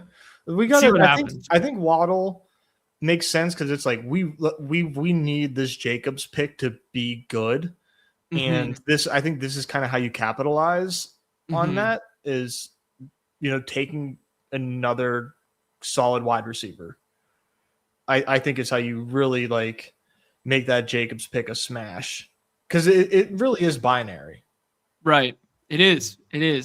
I mean, you know what pairs half decent with it for like the moon shooter purposes is taking Bucky as well and just being like, fuck it. We just got 2 second-round running backs with like super sketch surroundings, but we paired it with like 3 early wide receivers, and that shit's not going to be available in like, because like if you get good Bucky news and you get good Jacobs news, there's no fucking way that Scadabo's going ahead of both of them, let alone one of them. Yeah. And we get both of them paired. Like, this is BBM. This is in the time box contest, right?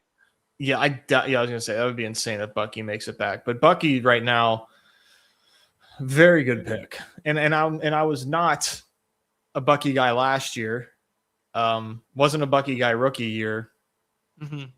This is very, very tolerable to draft Bucky at the end of the 5th.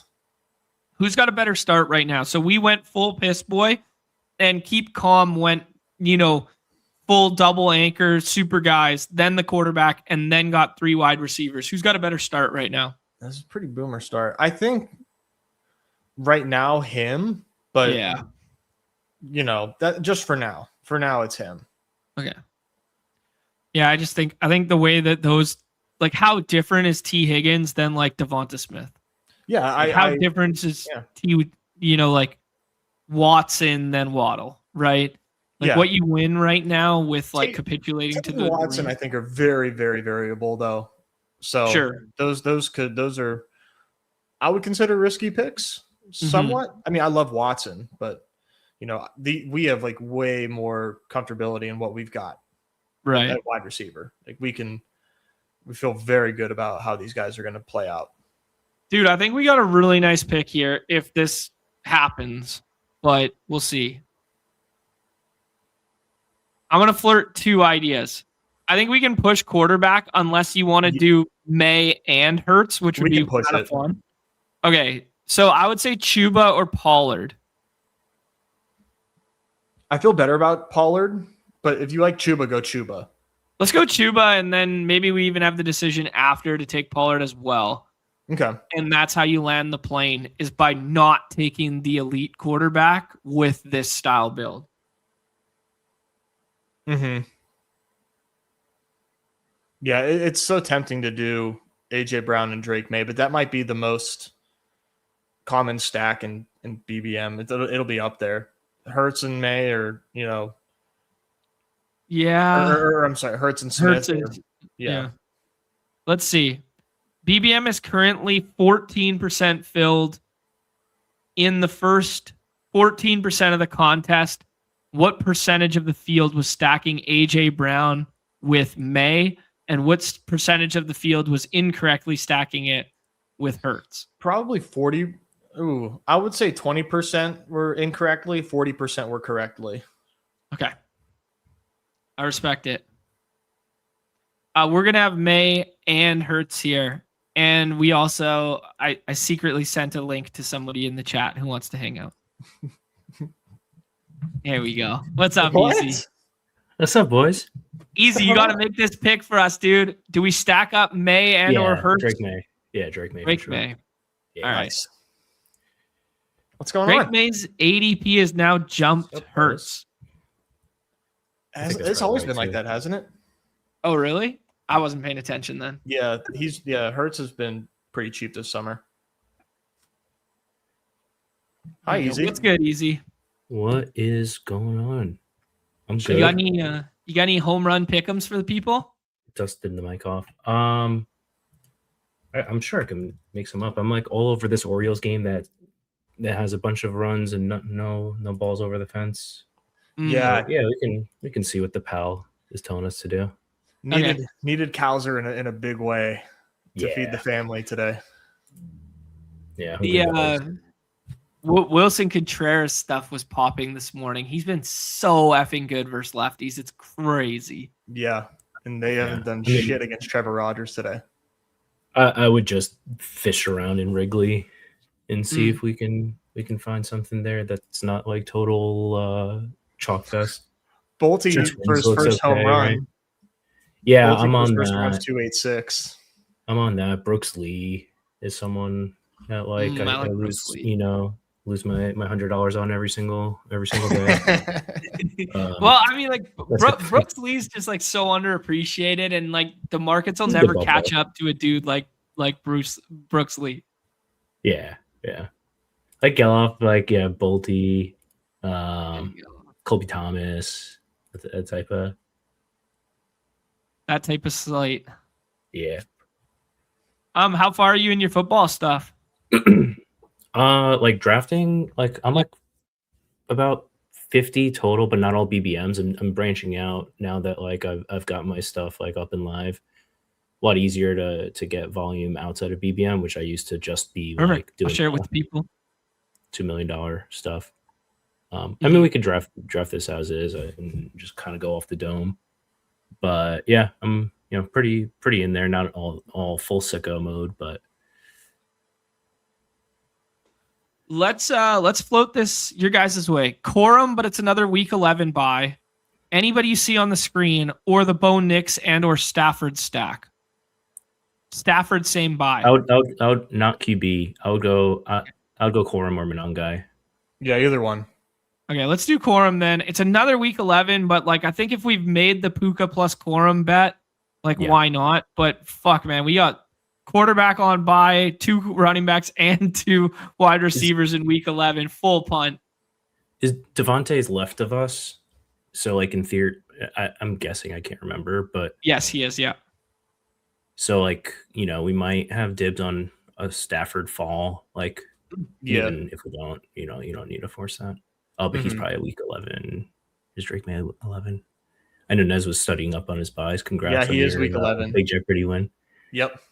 Yeah, thank you for that. Yeah, he is week 11, along with the Packers, the Seahawks, You're a freak. Patriots. That was pretty easy because it's like Patriots and Seahawks played in the Super Bowl, Sure. Rams played in the NFC Championship, Packers were in the playoffs, and then it's like the Browns are a polar bear in Arlington, and then you just have to remember the Falcons. Oh my God. Oh, there it goes. Why? That's fine. That's fine, dude. Because I needed to beat down. Yeah, that was nice. I respect that a lot. Worthy, Pitts, Bo Nix. What's wrong with Laporta at the very top here? All right, Laporta's fine. Yeah. Or Nix. But no, I wouldn't go Worthy here. I mean, I think we kind of made our bed with these receivers. Like there's a lot of receivers. All throughout the draft, which I think it's just the tiers and fall offs just don't really ever come. And I don't know if that's a product of like the NFL shift and like how receivers score points now versus 5 or 10 years ago, or like the market has just like overcorrected. And I think the truth is probably somewhere in the middle, but I think that there's almost like it's kind of a self-fulfilling cycle where you're less incentivized to take receivers early because they're just like, yeah, I can grab, someone who projects 1 or 2 points worse, like in, 3 rounds. And that's like true the whole freaking draft. Yeah. But like there's eventually like you run out of running backs, right? Like running back is a finite resource. QB is a finite resource, but like wide receivers kind of just like, we this have guy can catch a touchdown, for sure. Like we have Wan'Dale Robinson at home. Like, are you kidding me? Like, what's the rush to draft Wan'Dale Robinson? Yeah, no, it's true. And what do you think about the tight end landscape this year compared to last year? Like this year, I think that like round 17, 18 tight ends are pretty weak compared to last year, but I don't know if you disagree. I think I do disagree. I'm struggling to remember. I mean, like last year we had like Juwan Johnson, but it's also like Theo Johnson. I don't know if you'd call that a hit or a miss. Probably like neutral to maybe slight hit. Yeah. And not a 0, but not a smash. I'll give you one. JT Sanders. We can call that one a miss. Okay, brother. Yeah. Still a bit 50 Freiermuth. BBN teams. Suck my dick. Oh, I love Freiermuth. I'm a Dobbins guy. This is a really good price for him. It's like I think it's some early year insurance if there is some Jacobs nonsense or if you're waiting for Corum to emerge. Okay. Nothing else like pressing. I'm totally out on Chris Rodriguez at this price, even before his injury. But I think there's like tight ends. Like I like Freiermuth. I'm just like going off the dome. Like I like Terrence Ferguson. I like really like, and that kind of has me on an island, sort of with Davis Maddock, which is unsettling. Which is marooned with big waves and no helicopter access and no cell phone service. Yeah, exactly. But I don't know. There's like good tight ends to click kind of all the way, I think. Yeah, I just feel less confident, I guess, than I did last year, and maybe that's because I did get burned. I think it's just you. I don't think it's worse. I think you just like you took one on the chin, and you got to get off the mat. Aaron Jones is here. We could do the KC Concepcion. We could take one of these older tight ends. We could do Malik Willis unstacked. I like Jordan Mason. Oh, more than Aaron Jones. More than Aaron Jones. Yeah. I think the flippening is taking place. Okay. And just as far as who's going to score touchdowns in that backfield more, I think it's Jordan Mason. Like if they're at the goal line, I think that's Jordan Mason getting the ball up the middle. I just see Jordan Mason as being the touchdown scorer, man, and I think that's really what you're looking for in that backfield, as opposed to like peak Aaron Jones giving you efficiency. I just don't know that still exists. Yeah, you got to project it right now. How many touchdowns does Kyler take away from the running back group at the goal line this year? It like on the ground? Yeah. 2.5. Like 2.5. Yeah. That's probably about the number. Yeah, I would settle on too. He's definitely not that guy. That's for sure. He's not trying to take a hit. What's his deal that he signed? If like one and all, like or like he's still getting paid, like they're paying him nothing, right? Yeah, he gets nothing, like $1 million, but he's still getting Arizona's like 30% of their cap, I believe, or something. Yeah, I've got him for 3, and like call one of those not at the goal line. Okay. Yep. So that 140-yard scamper on a bootleg that he rips off once a year. Yeah. It's been a long time, from last best ball season, so I can't remember. I apologize, but is the sheet dead? Like no more sheet. It's all extension. The sheet is dead, like Jon Snow was dead. Oh, I'm just like limited. Like spoilers. I'm just like super limited on time, contrary to what my fingertips would have you to believe. I know how it goes. There's just like a lot to do in life and keep in what I have to feed this machine versus what the sheet did. But the plan is to get it back up because I know certain people definitely were used to it or prefer or like it. Just not yet, but Marshawn Lloyd. Hello, Marshawn Lloyd. This guy's paying attention. Goddard kind of lines up for us. One of these quarterbacks. Travis Hunter shot, since we can afford to miss if it misses. I'm fine with that. Or Rashid Shaheed. They're like the same bet. Oh. Those were the back-to-back most painful picks ever. I will not be thinking of those while I'm gone, Nez. We were supposed to have our last fun BBM draft, and we get fucking. You're more than Jordan welcome Mason to like make a different pick. Like nobody's. I don't have a gun frame. It was a team effort. Then make it a team effort and stop making me sound like you're I'm allowed making to, dumb picks. bro. You're allowed to shoot the ball, man. Yeah. We need you to shoot. I'm going full SGA in the first quarter, only damage. Who would you rather take in there now that we have like a couple seconds to think about it? Probably Goddard. I think Goddard. Good one. But I mean, we have like the Hunter Henry, that we could do now or later. Okay. So we could do Henry. We're gonna get really froze out at quarterback because we're not gonna have any stacking partners. I'm more into just like figuring out which of these quarterbacks we can backstack or one naked. Like I don't. We'll have Aaron Rodgers or so let's do Henry. Yeah, fine. Mendoza. We can go full freaking punt. Mm-hmm. Okay. So just to like tie a bow on it, the extension does like take the place of the sheet, right? Like it does for now. Yeah. I mean, it's wired not very differently, but they're trying to accomplish different. They're trying to accomplish the same thing, but in a different way. It's a lot more like it's fully sim driven and like evaluating your line, like how the season plays out and game scripts and injuries and target shares and ranges of outcomes that is just harder to do in a sheet with like prefixed like inputs. Yeah. So I'm like similar to like other stuff that's on the market, just with my twist on it in the formatting and roster tracking and things like that. Sweet. Love it, man. Shared it with the people in the chat there. Yeah, this is easy showing 40% Boston exposure. Got the credit card itching. Yeah, my highest own player. That's just like one of those things that like the market. And this goes back to the Steelers point, which apparently got me on this show, was being active in chat about the Steelers.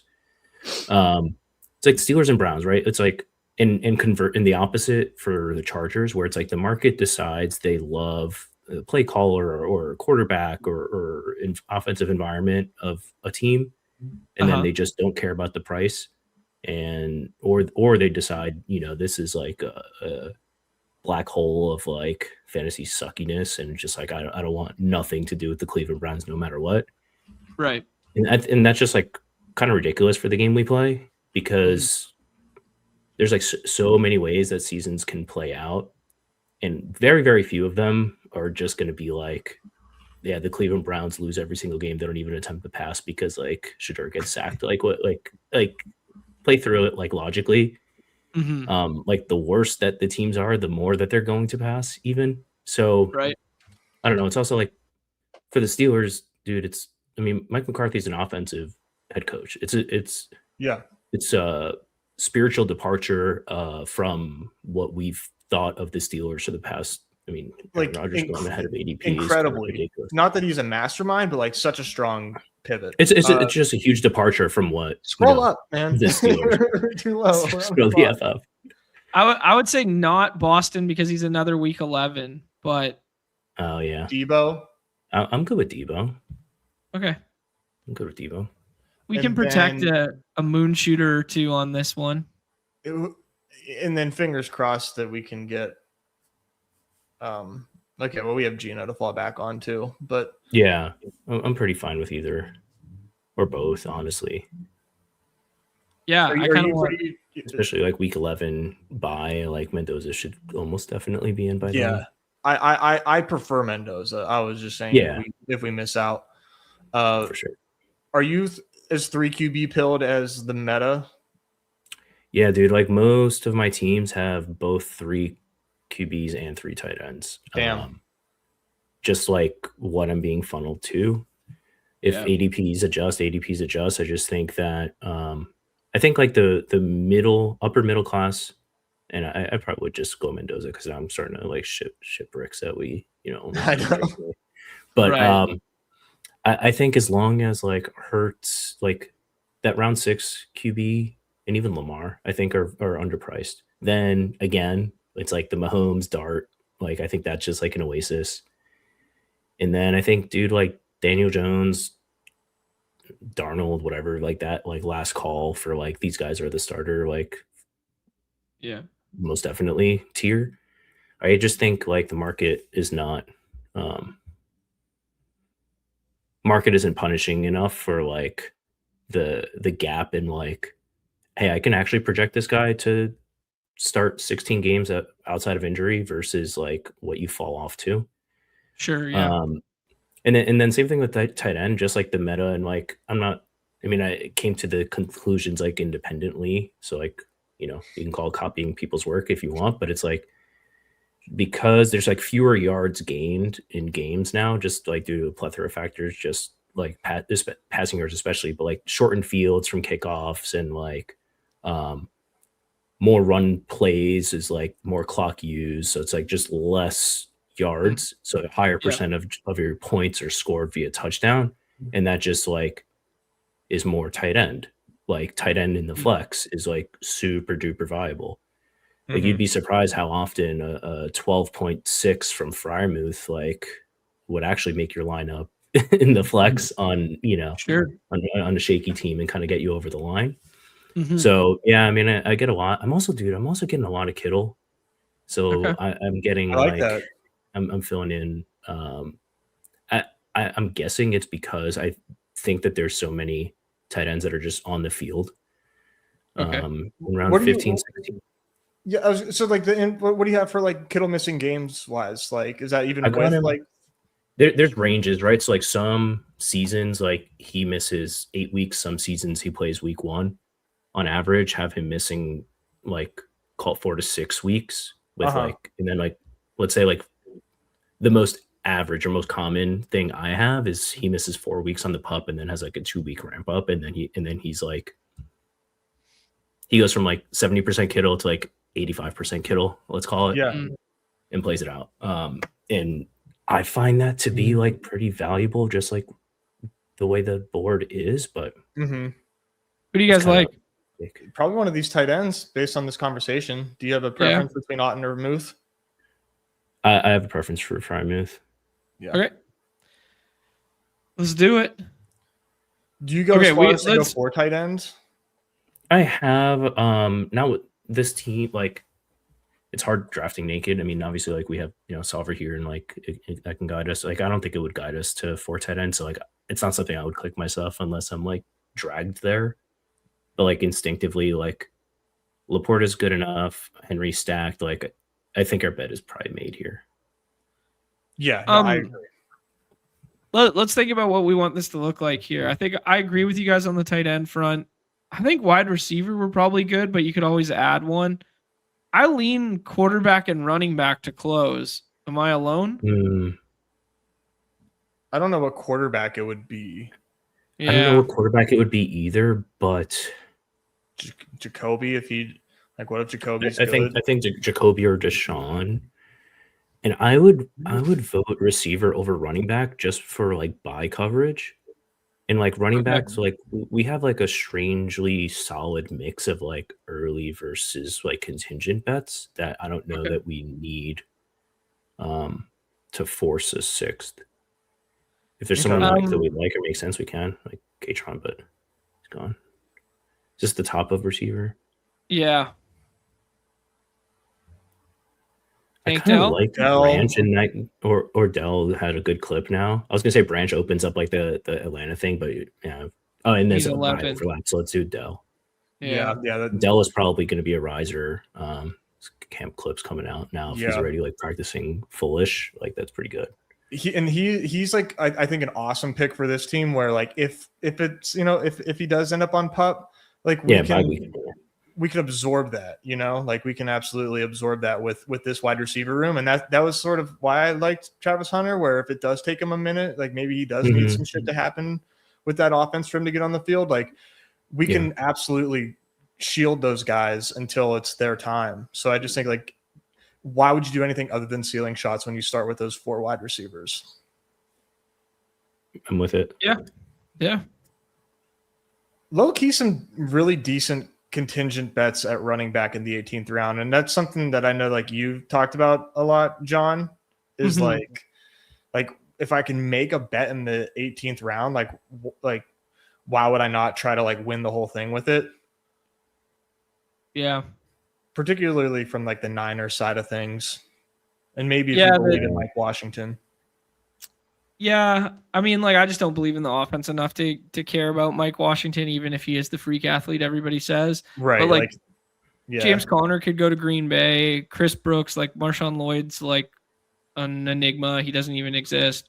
Like, Kamani Vidal had some really usable weeks last year, and maybe they view him more as, like, a feature down guy than they view Mitchell. Like, people like Desmond Claiborne. Pick a winner in Dallas, man. Like, Dallas has 3 running backs on the roster, and 2 of them don't get drafted, and we think they're going to score points. And the longest tenured running back to one team is still on the board too, in Justice Hill. Yeah, Justice Hill. Yeah. Let's not do Justice Hill. Like, if we're taking like a running back, like make it a single shot. Like I mean, I would go Ray. I think Ray Davis, like for Ray Davis or Jordan James. Everyone else, like I think Ray Davis just like kind of the easy click here. Yeah. Or Jordan James kind of makes sense too. They're both like clean buys, but I think just Ray Davis is higher. I like Ray Davis for higher certainty of like if it hits. Exactly. That's how I think about it for sure. Definitely the thinnest quarterback room we've had this year. But yeah, I don't love that. I think we kind of got owned. But like we lost. We pushed it in. If you're doing a 2 quarterback team, I don't know if you've like looked at your sims easy in terms of like if this build, like what is the optimal like construction around it.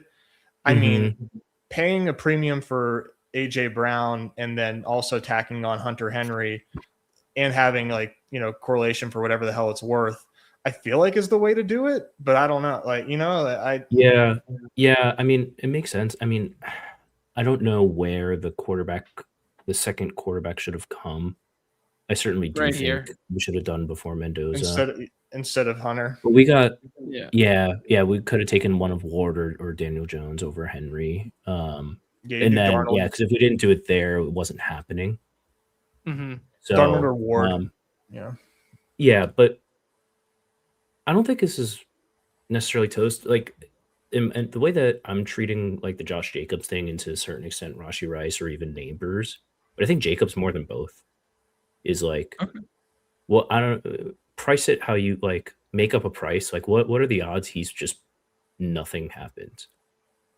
I can tell you my guess. Do you want me to like? Yeah. I mean, I think like 75% chance, like at least nothing happens. Yeah. So now you're getting a 2-3 turn running back. So it's like, you're kind of iffy at quarterback, but you just added a 2nd round pick in the late 4th. So like we're crushing at receiver. We've caught up at running back. Just hold serve at tight end, and if Drake May stays healthy, like then I think like that's the way to do it. I guess if you're going like, you just bet like this team needs Jacobs to not be a shithead. Yeah. Yep. That's effectively exactly what it needs there. But you could do the same thesis with Bucky Irving too. Maybe less of the workhorse mold, but like makes sense when like building in this isolated window. It also makes sense more in BBM than any other contest on the platform. And then it does make sense the guys that we took to like fill in those weeks while he's potentially, you know, if there was a suspension, worst case scenario. Well, you have Dobbins, which is front-weighted production, and then you have Mason, who probably just has a role instantly in a split backfield from the jump there, right?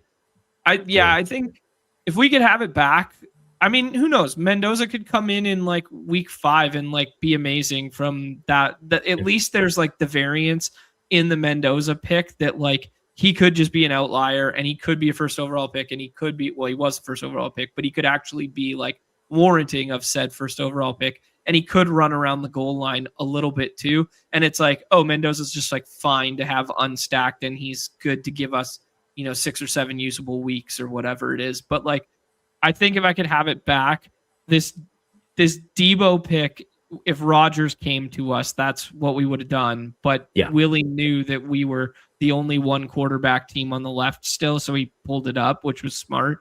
I think it's this Hunter, Henry, and Travis Hunter. Yeah. The Hunter, Henry. Triple H. Back. Yeah. And then I think you do, probably Ward for like the ceiling shot and job security. Sam Darnold shares the same buy, so we probably couldn't have done that.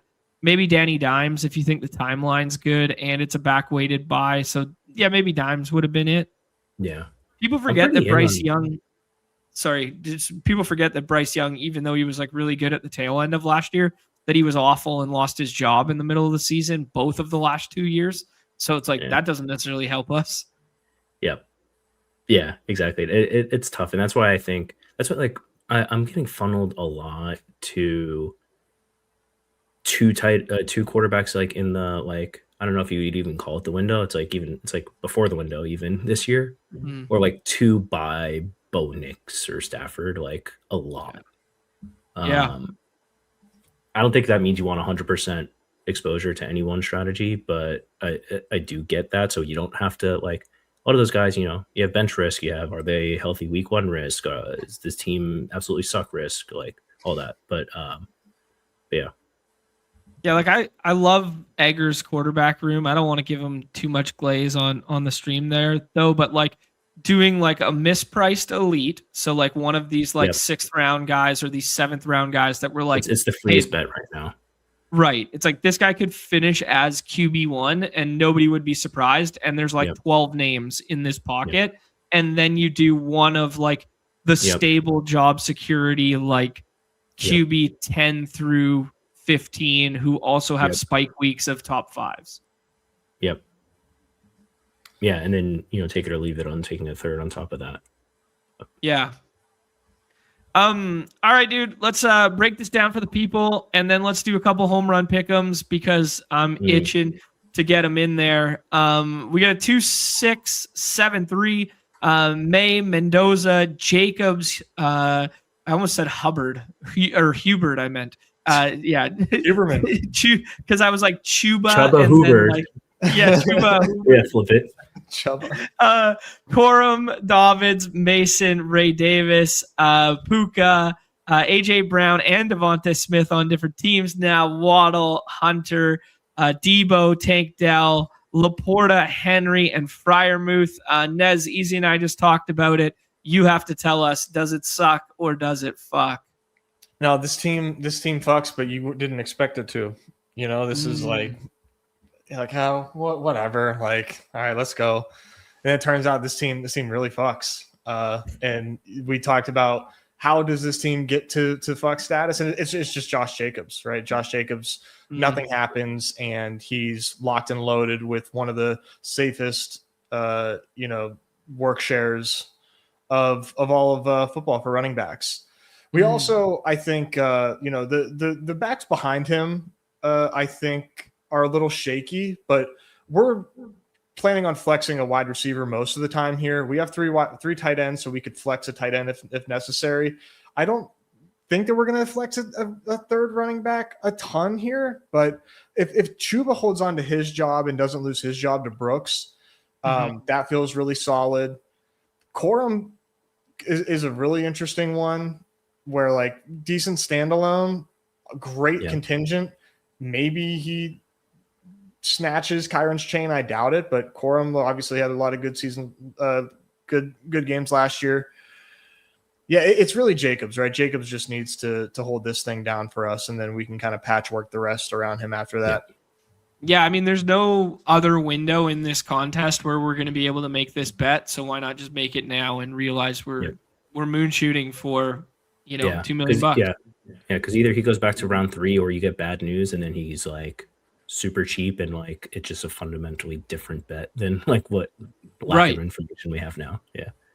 Yeah. Well said there. Yeah, we got the ethics community is on our side, baby. Good ethical hoops from us.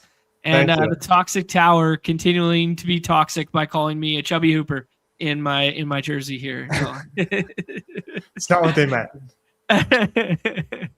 All right, let's do this little pick to click here. We were talking about finding the athletics ones that we liked there. I think we were in on Henry Bolte being the guy who finds his first big league home run in the win today, batting 5th or 6th. Yeah, I mean, in terms of guys in this game that have value at home run, he's one of the only guys. Okay, and I don't mind him. Yeah. 12 home runs in the minors prior to getting called up, or 13 home runs, and then hasn't hit a big league one yet, so we could take it. Zach Gelof's even at a 2.4. I mean, that speaks volumes. I think Colby Thomas is comparatively good. I don't know like how it looks together with Henry, but I'm pretty into that Colby Thomas. Maybe on a different one, yeah. Okay, so let's do Henry and the Brooks Lee, and then do Colby and someone else. This is sick. Okay. Yeah. Cool. Yeah. We got a little 30% booster because fucking Numi's asleep at the wheel. 50 gets us 2,800. Let's pay for some flights here. Why not? Drop that in there. I'm sorry.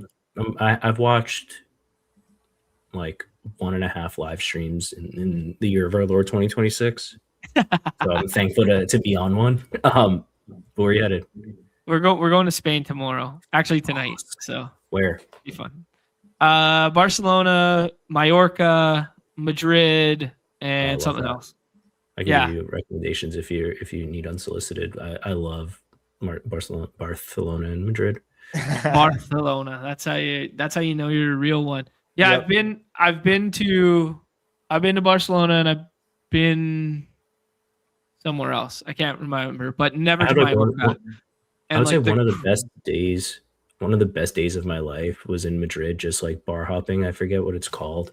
There's just like a cobblestone. There's just like a cobblestone, like very narrow street that just like all like tapas bars like on top of each other, and we just like bar crawled like up and down it. Like went to literally every single place you get like one bite and and a beer. Yeah, one bite and a beer. Or shoot, what is it that I brought back like 6 bottles of vermouth. They do like the sweet vermouth there. Okay. Yeah. And it's super good. So I can send you like the place that I went to, like that I got like literally sent home 6 bottles of vermouth. So I used to make like, I make Manhattans and stuff, but like over there they kind of drink it like straight. They might like put like a lemon twist or something. It's like super neat. Like good, limoncello vibes, where it's like people use it to make drinks here, opposed to like drink it straight. And they drink it straight in like Italy.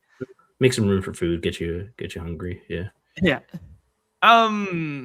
Nice. We shocked when I've never been to Europe. Like classic. Yeah, we've done the Portugal thing before, and we tried to kind of include it, and it was just like there's too much movement and too much travel. Like I want to just loaf, man. People from our part of the world tend to do too much when we travel instead of just like enjoy being where you are. It's like, it's so far, so expensive. Like while I'm there, I might as well. It's like, no, dude, like experience the culture, like sit still for a bit. Yeah. Okay, we have the Colby Thomas, and then we're gonna layer on one last one of Easy's choosing. If something is popping in the hashtag model. Could I see Carson Kelly? Sure. Is he there? I don't know. Knew he might not want. Oh no. Let's pass on that. It's honestly not bad, I will say. No? But comparative to like what we get, and in a win game. Yeah. But what are those together? 27. 27. Not for me. Not for us. We could do better. Who's pitching for the Twins? A piggyback and an opener. Yeah, Michael Paredes. You could do like primarily fastball changeup guy. Like Michael Massey. Ooh, that's cheeky. I lose money on Cam Smith every single freaking day. Yeah, same. Skeens wants to, Michael Massey for 317 or Cam Smith or 377. And the last one would be like Max Muncy is like a chalk, but he's probably going to be like in the low twos, right? Yeah, yep. He's low twos. Okay, let's do who I'm swimming around. Okay, we got Massey and Thomas together. 25 gets you 805 or 806 or whatever. Drop that in the chat for the homies. And then you want to get real spicy with like super like 3 in Wrigley. Okay. Is Kelly one of them? Like Shota. Yeah, sure. Like just Kelly, like combine all the ones that we've been swimming around, right? Like what if we're just right about everything?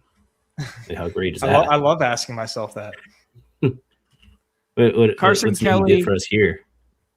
Carson Kelly, Colby Thomas, and Henry Bolte. I mean, I've lost $25 quicker and less fun ways than that. Absolutely. One last one before we absolutely get cut off by the bartender myself. You guys can figure out what you want to do around this. I want to do an Ildemaro Vargas home run because it's just like crazy right now. Yeah, he kills lefties, but he just doesn't have that much power. But he had power early in the year, and it's a 6Xer. So put that with Muncy from that same game environment so that you get a late night sweat there with the Max Muncy and Vargas. Could also do it with rushing as well. I like that even like game environment stuff aside, like it's a dome, like it may or may not matter, but like just a clean sweat of like, hey, if Wrigley's not going well, just wait an hour. We got one more. One more to look forward to. Yes.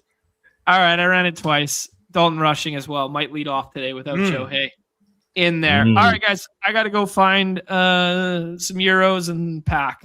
So life is coming at me fast here. Egger's flexing. He used to play with Carson Kelly's brother. He was playing in the minors for a bit. Love to see it. Wow. Look at you. One of these is hitting today for sure, Frog. We got this for you, big dog. I dropped Easy's link in the chat there if you guys want to go check out all the stuff he's been working on, the overlays, the best ball made by Easy, all that good stuff. Appreciate Easy hopping on a whim, talk a little ball with us. I feel like I had something else smart to say, but I've now forgotten. Couldn't have been that smart. Any parting words for the people, gentlemen?